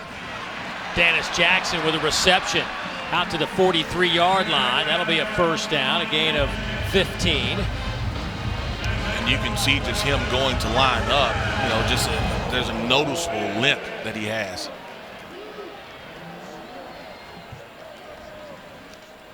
Play fake to Connor. John Rice Plumlee has great speed. Can he split 2 defenders?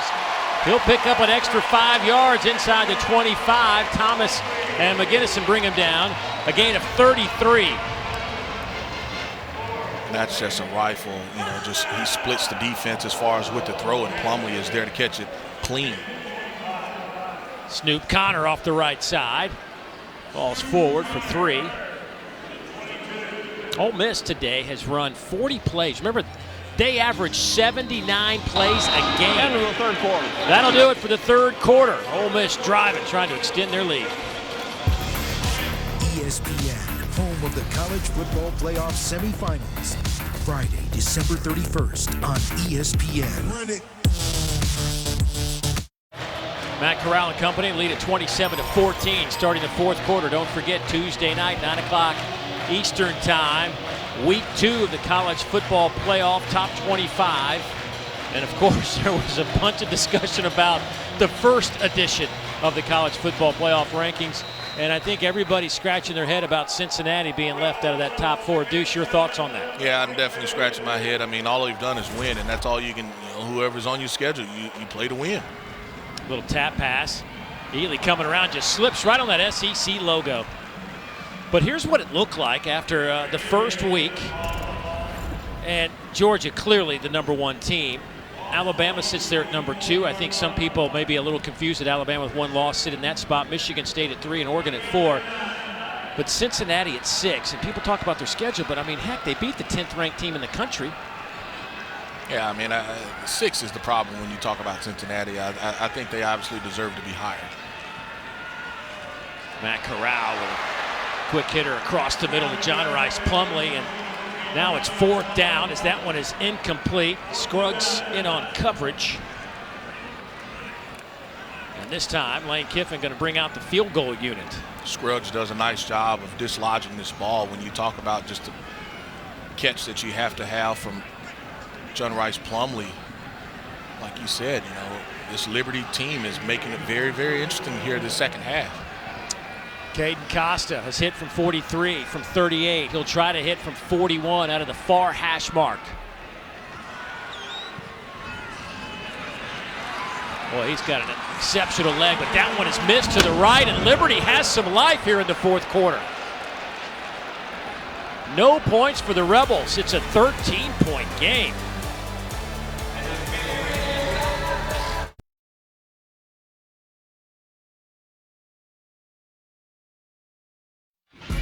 Time to take a look at the bold move brought to you by Velveeta, and it's really the third quarter belonged to Liberty after being blanked in the first half. They held the football for over 10 minutes of that third quarter, had 2 touchdowns. Malik Willis, a big part of that. Great little play here, but Deuce, the third quarter, things completely turned, and what happened? Why? Well, I think they got back to running the football. I think that was one of the critical things. You were able to slow down the pass rush, being able to help out your tackles, and then just running the football has been the difference. Liberty's had the football for 31 minutes in this game. Ole Miss just a little bit over 14. Willis makes a man miss, and he'll have a first down as he gets on the turf. Well, there was a golden opportunity for Tylen Knight, but Malik Willis saw him just in time. Yeah, and you're talking about unblocked, and so Malik Willis just is able to have that feel, and Tylen has to be able to break down, and he doesn't do it. And we see the big gainer by Malik. Tylen's thinking about a highlight, right? And next thing you know, Malik's got the highlight. Quick hitter to the outside. Mario Douglas with that reception. By the way, while we're in a commercial break, I was watching down on the Ole Miss sideline. Jalen Jones headed off into the Ole Miss locker room area. And he has not returned as of yet. It's been a relatively healthy Ole Miss defense for the most part this year. Big hole off the right side for Jedro Lewis, and he drives over midfield to the Rebel 48-yard line. And you just have to really be impressed with the job that this offensive line has done in the second half. Them being able to control that front three of Ole Miss and then being able to get bodies up as far as on those two linebackers. That Ole Miss defense, they put a lot of pressure and stress on the safeties to have to make the tackle. And so far in the second half, they haven't been able to do it. Joshua Mack back in at running back. He's gained 89 yards on the ground today. Not much happening there as Jake Springer steps up to make a play defensively. It'll be second down and 10. Yeah, nice job by Springer being able to hit this play from behind and just really chase it down before they were able to. Joshua Mack was able to get to the edge. Liberty's rushed for 230 yards this afternoon. Ole Miss giving up about 184 yards a game this year. Here's Mack. A little bit of room, runs right into Tylen Knight. Whistle will stop that at the 43. So third down and about five and a half maybe. Dave, you talked about those rushing numbers, and anytime that you get a light box like Ole Miss likes to play with, just 3 down linemen, 2 linebackers, they try to bring the pressure off of the edge. You talk about Springer or Otis Reese, that puts a lot of stress and pressure on them to have to make the tackle. Because once those offensive linemen, they get up on those original 5 in that box, it's just one-on-one. Willis 11 of 16 for 109 yards through the air.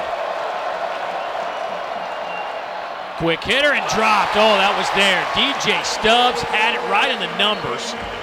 And now it's fourth down. What will Hugh Freeze want to do? Well, he was going to go for it. But this is just a slant. And there's no one out there. A nice throw, and it goes right through his hands. He's matching up on Tylen Knight. It goes right through Stubbs' hand, and that's one where you say, hey, look, you got to catch it before you run.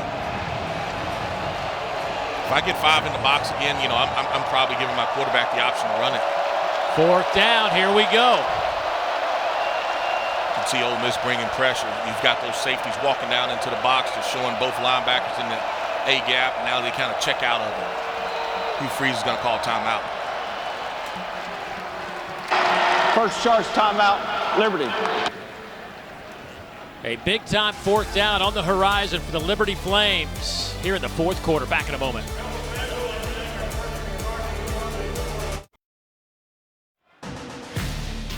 SEC Network Football is presented by Allstate. Save money like a champion with Allstate. And in part by new Coca-Cola Zero Sugar and Wendy's Hot and Crispy Fries. Try the best combo ever today. Well, that's what it looked like in the first half for Malik Willis as Ole Miss got to him 7 times. 7 sacks in the first half, but nothing here in the second half. But it's a fourth down and 4.5 now for the Flames from the 42-yard line. On the opening drive, they had a fourth down opportunity. They were backed up. You had 2 players for Ole Miss, Eaton and Sam Williams, that jumped off sides. Before the timeout, Ole Miss was showing pressure. Right now, it doesn't look like they're bringing anything.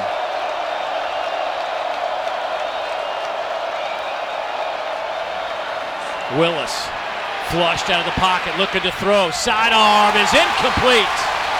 And the Rebels get the stop.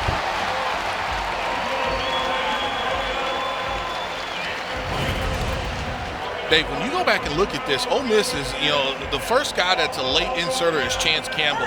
Both of the linebackers are late inserters. They're following Willis kind of where he goes. On the pass reception, it's a matchup against Noah Frith and Smith. Keydron Smith is the guy that's covering him.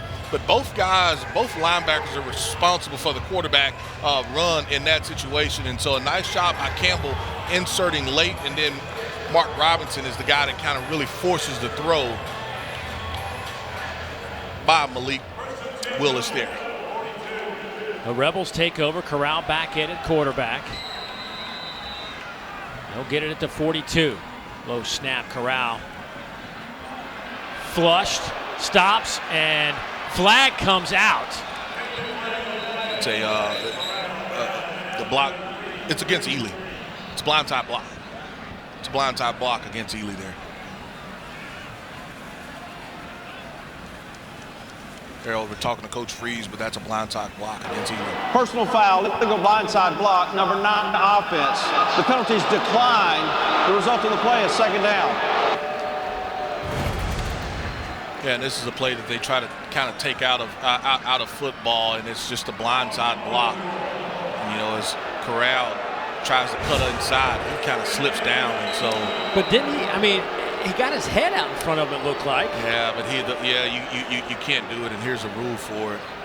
If the opponent can't see you, the only thing that you can do is probably maybe shield him. They talk about using your arms in that situation, right? Just kind of push him out of the way as opposed to delivering a blow. That's supposed to be a penalty on Ole Miss. Yeah, boy, Hugh Freeze is jumping up and down about something. Yeah, well, it was a penalty. Ole Miss had too many guys, and the quarterback was under center. And here's a delay of game snap.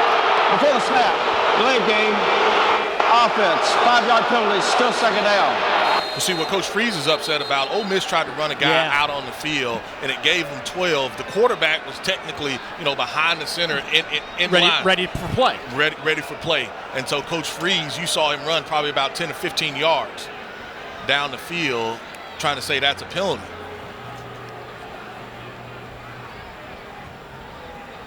There was a substitution. Play was held up. Play clock expired. Delay of game, second down. Either way, Liberty gets the 5 yards. That's exactly right. And so now from an Ole Miss defense, from an Ole Miss offense, after your defense gives you the turnover on downs, you've backed up 20 yards in penalties. Boy, second down and 23 now. Corral throws over the middle. John Rice Plumlee, he'll be close to the line to gain. Let's see, they're going to spot it at the 49 of Liberty. That's a yard shy, but a gain of 22.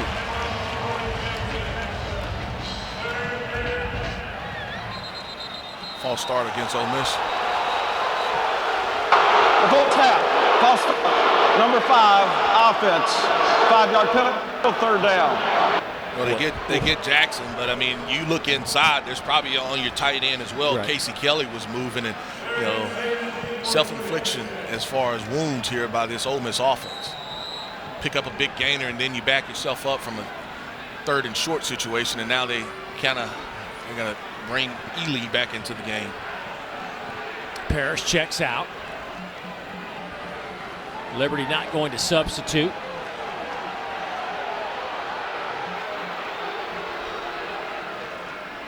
He'll come near side with it to Ely. Ely will turn the corner and have the first down.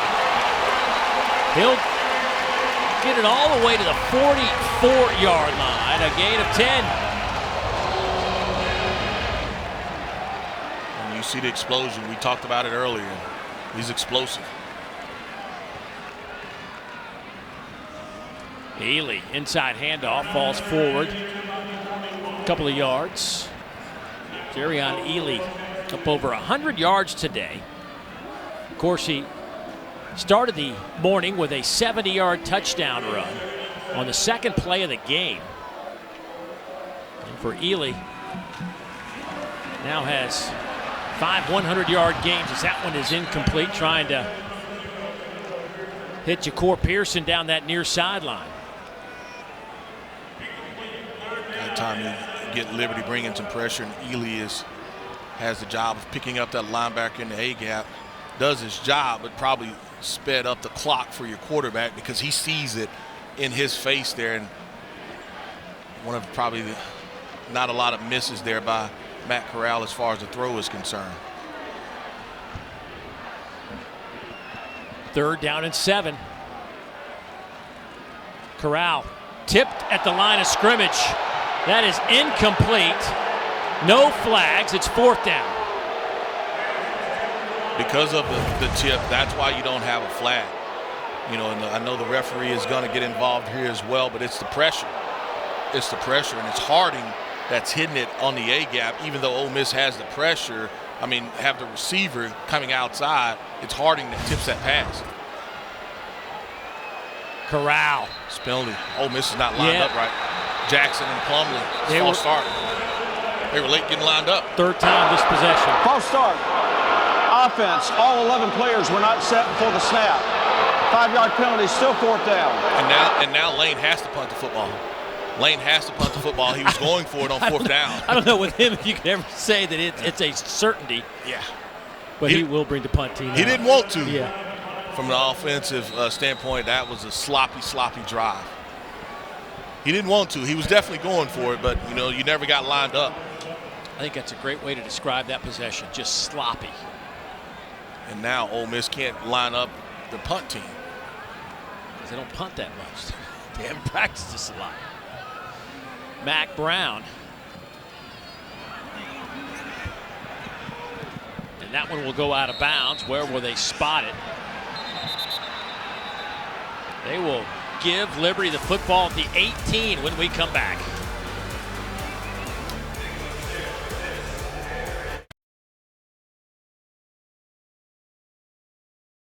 Peter Burns with the studio update. It's been all dogs in Athens. We were curious, when would we see JT Daniels? How about this? Little flip pass out to Ladd McConkey, his 3rd touchdown of the season. JT Daniels' 1st touchdown since September the 25th, 40 to 3 dogs. Good to see JT back out there getting some work for the Bulldogs. Young man that I thought would have been in the Heisman conversation. He probably would have been with that defense if he hadn't got hurt this year. Well, Liberty down 13. We'll start this drive from the 18, and they'll pick up 12 and a 1st down. The SEC college basketball season tips off Tuesday. We'll have a doubleheader for you. Rick Barnes and 18th-ranked Tennessee host Tennessee Martin in Knoxville, 7 o'clock Eastern. Then we'll switch gears and head over to Alabama. Crimson Tide and Louisiana Tech will come your way at roughly 9 o'clock Eastern time. Hoops is here, folks.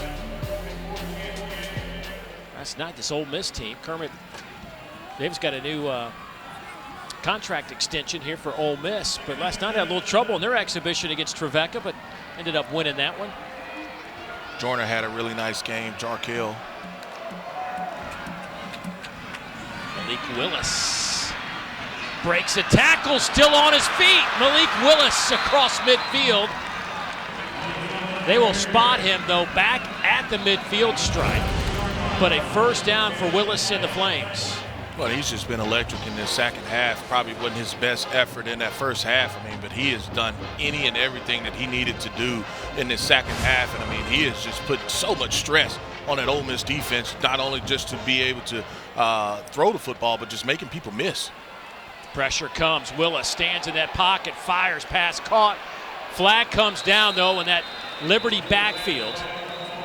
C.J. Daniels on the reception.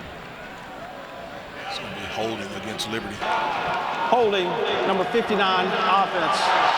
10-yard penalty, replay, 2nd down. Well, explains why Willis had so much time to throw the ball. 1st down. Well, one of the things that I like really here that he's been able to do, Malik, is even though there's pressure coming, you see that he's calm in the pocket. And there you see the hold by Bounds. I think that was Lakia Henry was who he hailed. Again, a huge day for NFL scouts. 22 on hand, including some general managers from the National Football League on hand to watch this one. Trying to set up a screen and almost picked off.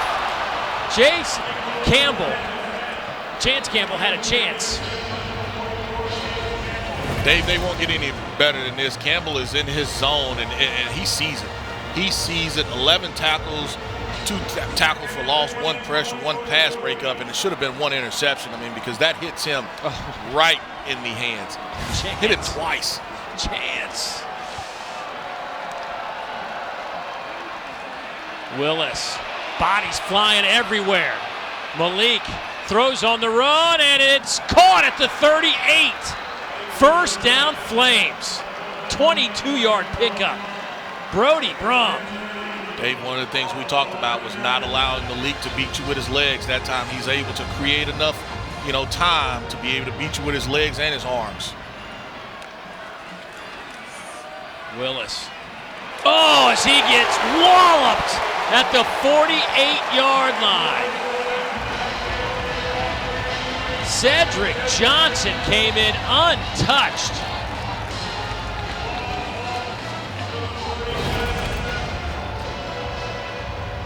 That one hurts. I mean, Malik, he sees him late, but I mean, that's where you're just matched up one-on-one, and that one hurts. Second sack for Cedric Johnson.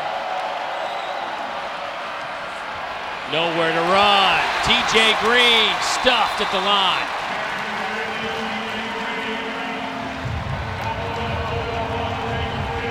First sack in the second half a moment ago after 7 in the first frame.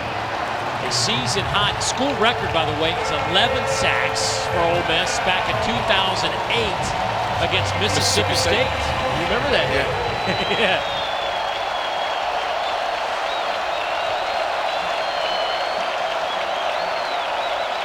Third down and forever. Willis. Pocket collapses. He loses the football. Liberty recovered it. They had an offensive lineman that picked it up late, but Sam Williams was the guy that forced it or popped that ball out, but I'm not sure who has it. It looks like Liberty does have it, and Boy, Sam Williams is down. Oh, yeah. boy. It looks like he is in some serious pain. Bodies went flying everywhere as soon as that ball hit the turf, and Sam Williams, the only one not able to get up. Oh, boy. We'll step aside. Back to Oxford in a moment.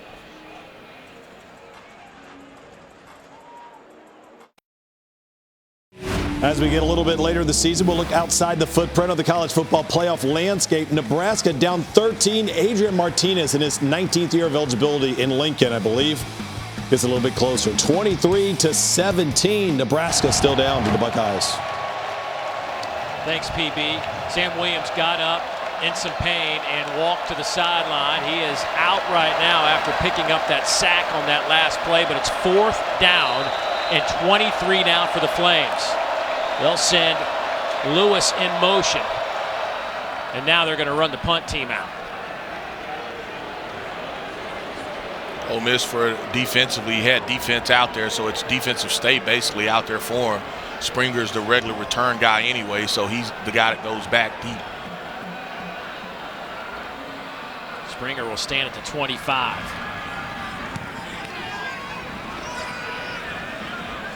This will bound into the end zone for a touchback. So let's go back to that sack, which goes to Sam Williams. And on the play that he sets the school record for season sacks, now with 10.5, he gets hurt. Does a really nice job of just coming around the horn, and he's the guy that knocks this play out. I'm interested to see right away he grabs or reaches for that left hip area, and like you said, Dave, he was able to walk up off the field, but you could tell he was in a lot of pain. But he looks like a different player from what he was last year to kind of what he has been this season, and hopefully that injury is not too bad for him. 8 tackles today, a couple of sacks, 2 pressures, a forced fumble. Talked to him yesterday at length. He said he'd been working on a secondary move because guys are starting to double team him, chip him all the time. He's got to have that secondary move to get to the quarterback. Here is a tap pass to John Rice Plumlee. It's a big gainer out over the 35 to the 37-yard line. Cedric Stone pushes him out of bounds. This is just pure speed.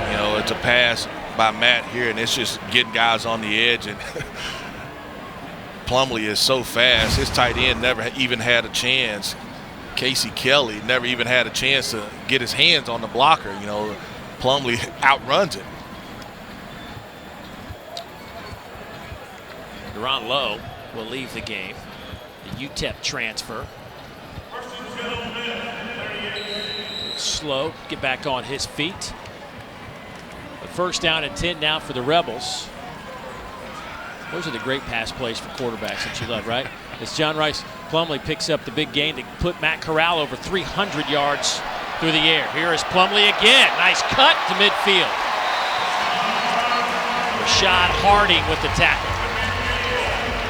Don't forget, a couple more games coming your way right here on the network, starting with a good one. Mississippi State and Arkansas, then Florida and South Carolina to wrap up the night at 7:30 Eastern Time.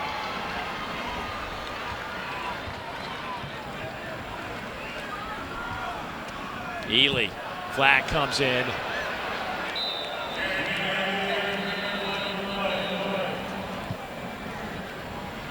So Matt Corral hobbling around, 20 of 27 for 324. He's also rushed it 5 times for 15 yards.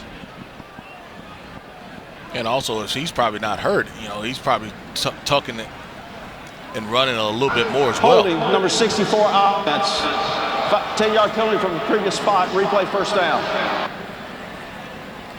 Well, it's Corral's 10th 300-yard game. Foul was by the team ahead of the score. We're going to start the clock on the snap.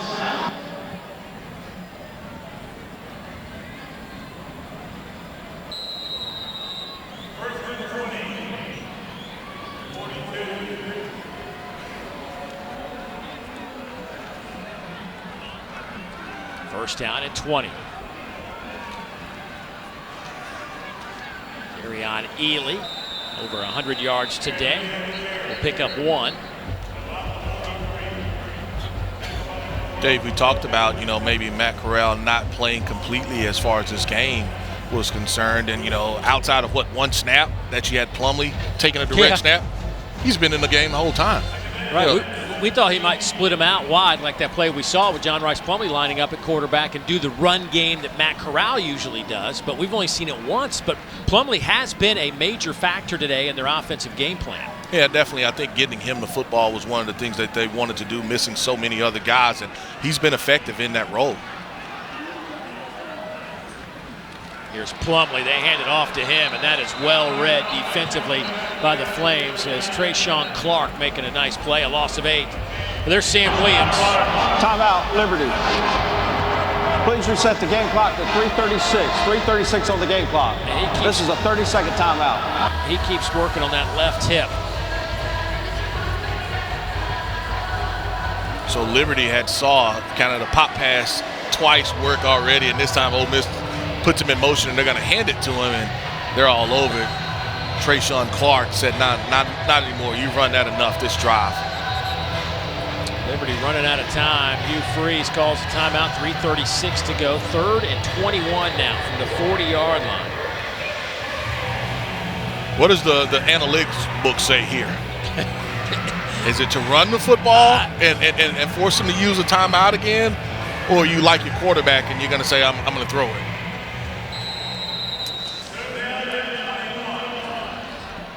I'll let Matt Corral make that decision. They're going to throw it, or attempt to throw it. Corral is dropped, sacked back at the 34. And Liberty will take another timeout. Story Jackson with his second sack Third and today. final charge timeout, Liberty. 30-second timeout. It's the late pressure. It's the green dog. Story comes up with the sack there, but I mean he's probably the guy that's guarding Snoop Connor.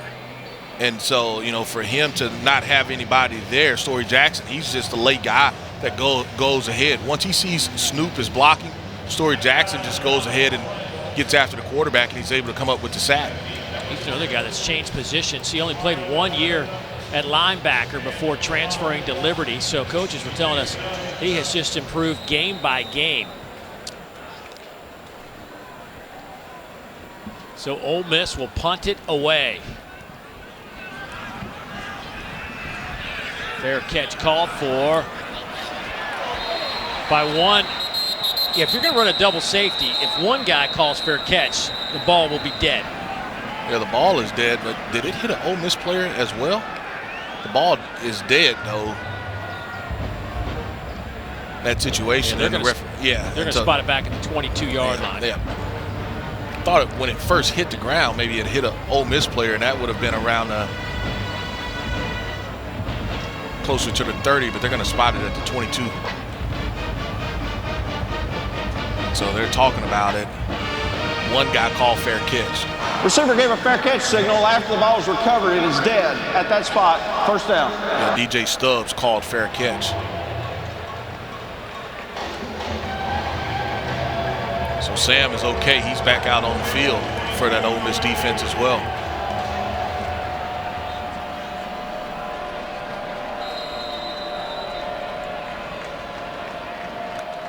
Liberty's got to go fast. Willis.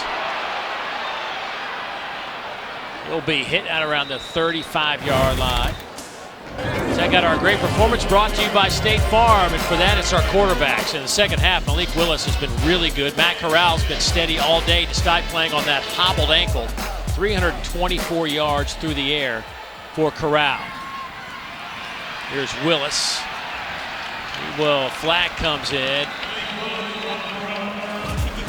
What do you make of these two guys today? Well, I don't think either one of them have hurt their chances when you talk about being first round. Holding, number 65 offense.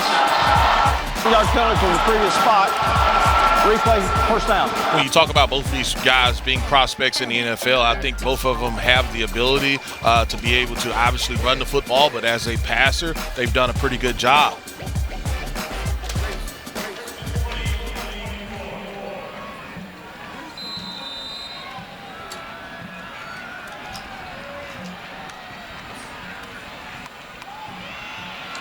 Inside handoff goes Shedro Lewis. He's out to the 39, gain of 16. His clock continues to run now at 2:34 and moving. Sam Williams is down that hip, that left hip area. He's tried to fight through it, but surprised that he even came back out on the field for that. I'm with you. It looked like they taped it and probably put some heat or something on it, but that's what they're telling him. You got to get out of here. Clowney will check in for him, the redshirt freshman out of Baltimore. And Sam Williams tried to give it a go. Let's hope he's all right for the remainder of the year. He's been fun to watch this season. Fun to watch. Probably a real pain to play against. Well, particularly if you're going to leave him one-on-one. I mean, that speed, his get-off is really good.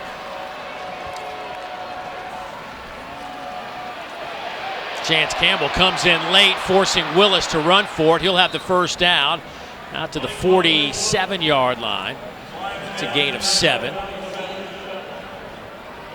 See Robinson try to rush it, and he doesn't have the speed, nearly the speed as Sam Williams. Quick hitter. That pass is caught.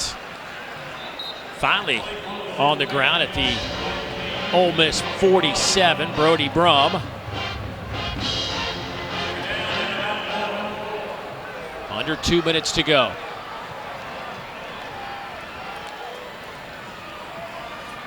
Willis throws a seed inside the 30 down to the 27-yard line. That one goes to the tight end, Huntley. Gain of 20. Right behind Tyler Knight on the go route. Willis will keep it here. He's to the 20. Clock's going to continue to move, though. 134, 133. His helmet came off.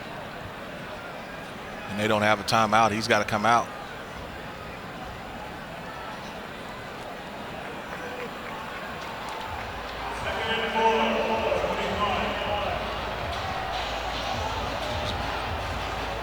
Backup quarterback. I think that's going to be Bennett that's coming into the game for one play at least.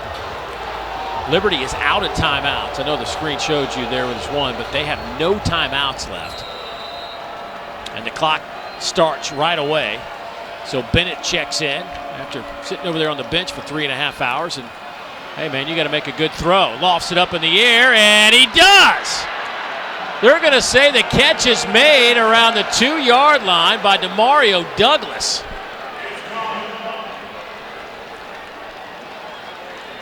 This is a really, really nice throw. He does. He makes that catch. He gets 2 feet down, actually.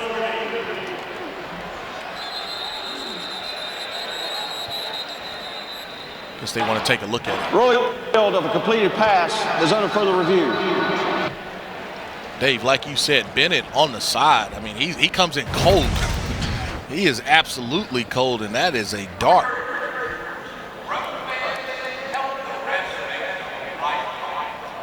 That's again complete. He lost it. Once he hit the ground, he lost the football. Originally, he has it, and once he hits the ground, he loses control of the football. He ended up actually catching it twice, but you don't control it all the way through, and so I'll let the officials kind of figure this one out. I did see him kind of bobble it there once he came down, but once he hit the ground, he did catch it again. But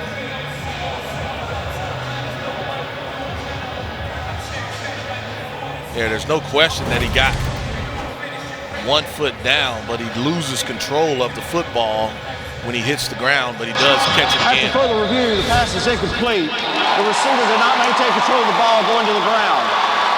It'll be 3rd and 4 at the 21-yard line. And there's your answer. Yep.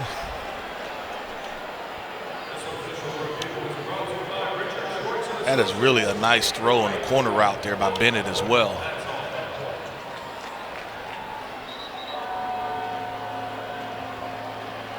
Well, they'll line it back up again at the 22-yard line. Malik Willis back in the game.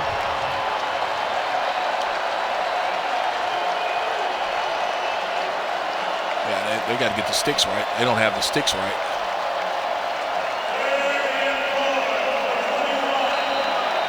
At least a clock stop for Liberty at 1:19. Willis, quick slant. That'll be a first down, so it'll stop for a moment. They go to Douglas.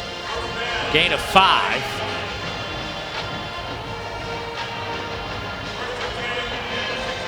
Regardless of the outcome today, this has been some kind of effort by Liberty. Sam Williams back in the game as this one's lofted into the end zone and picked off. A.J. Finley, his 2nd interception, will end this game.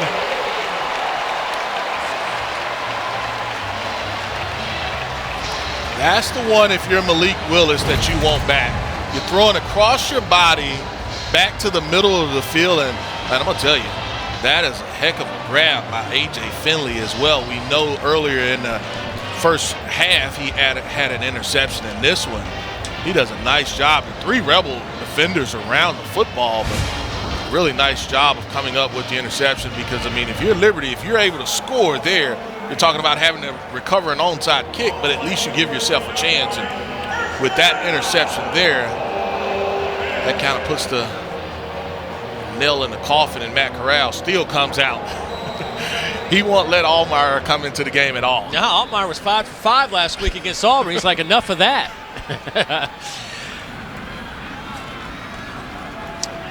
So this Ole Miss defense come up with 3 interceptions, 9 sacks today. 3rd quarter not so good, but overall a winning performance. Winning performance.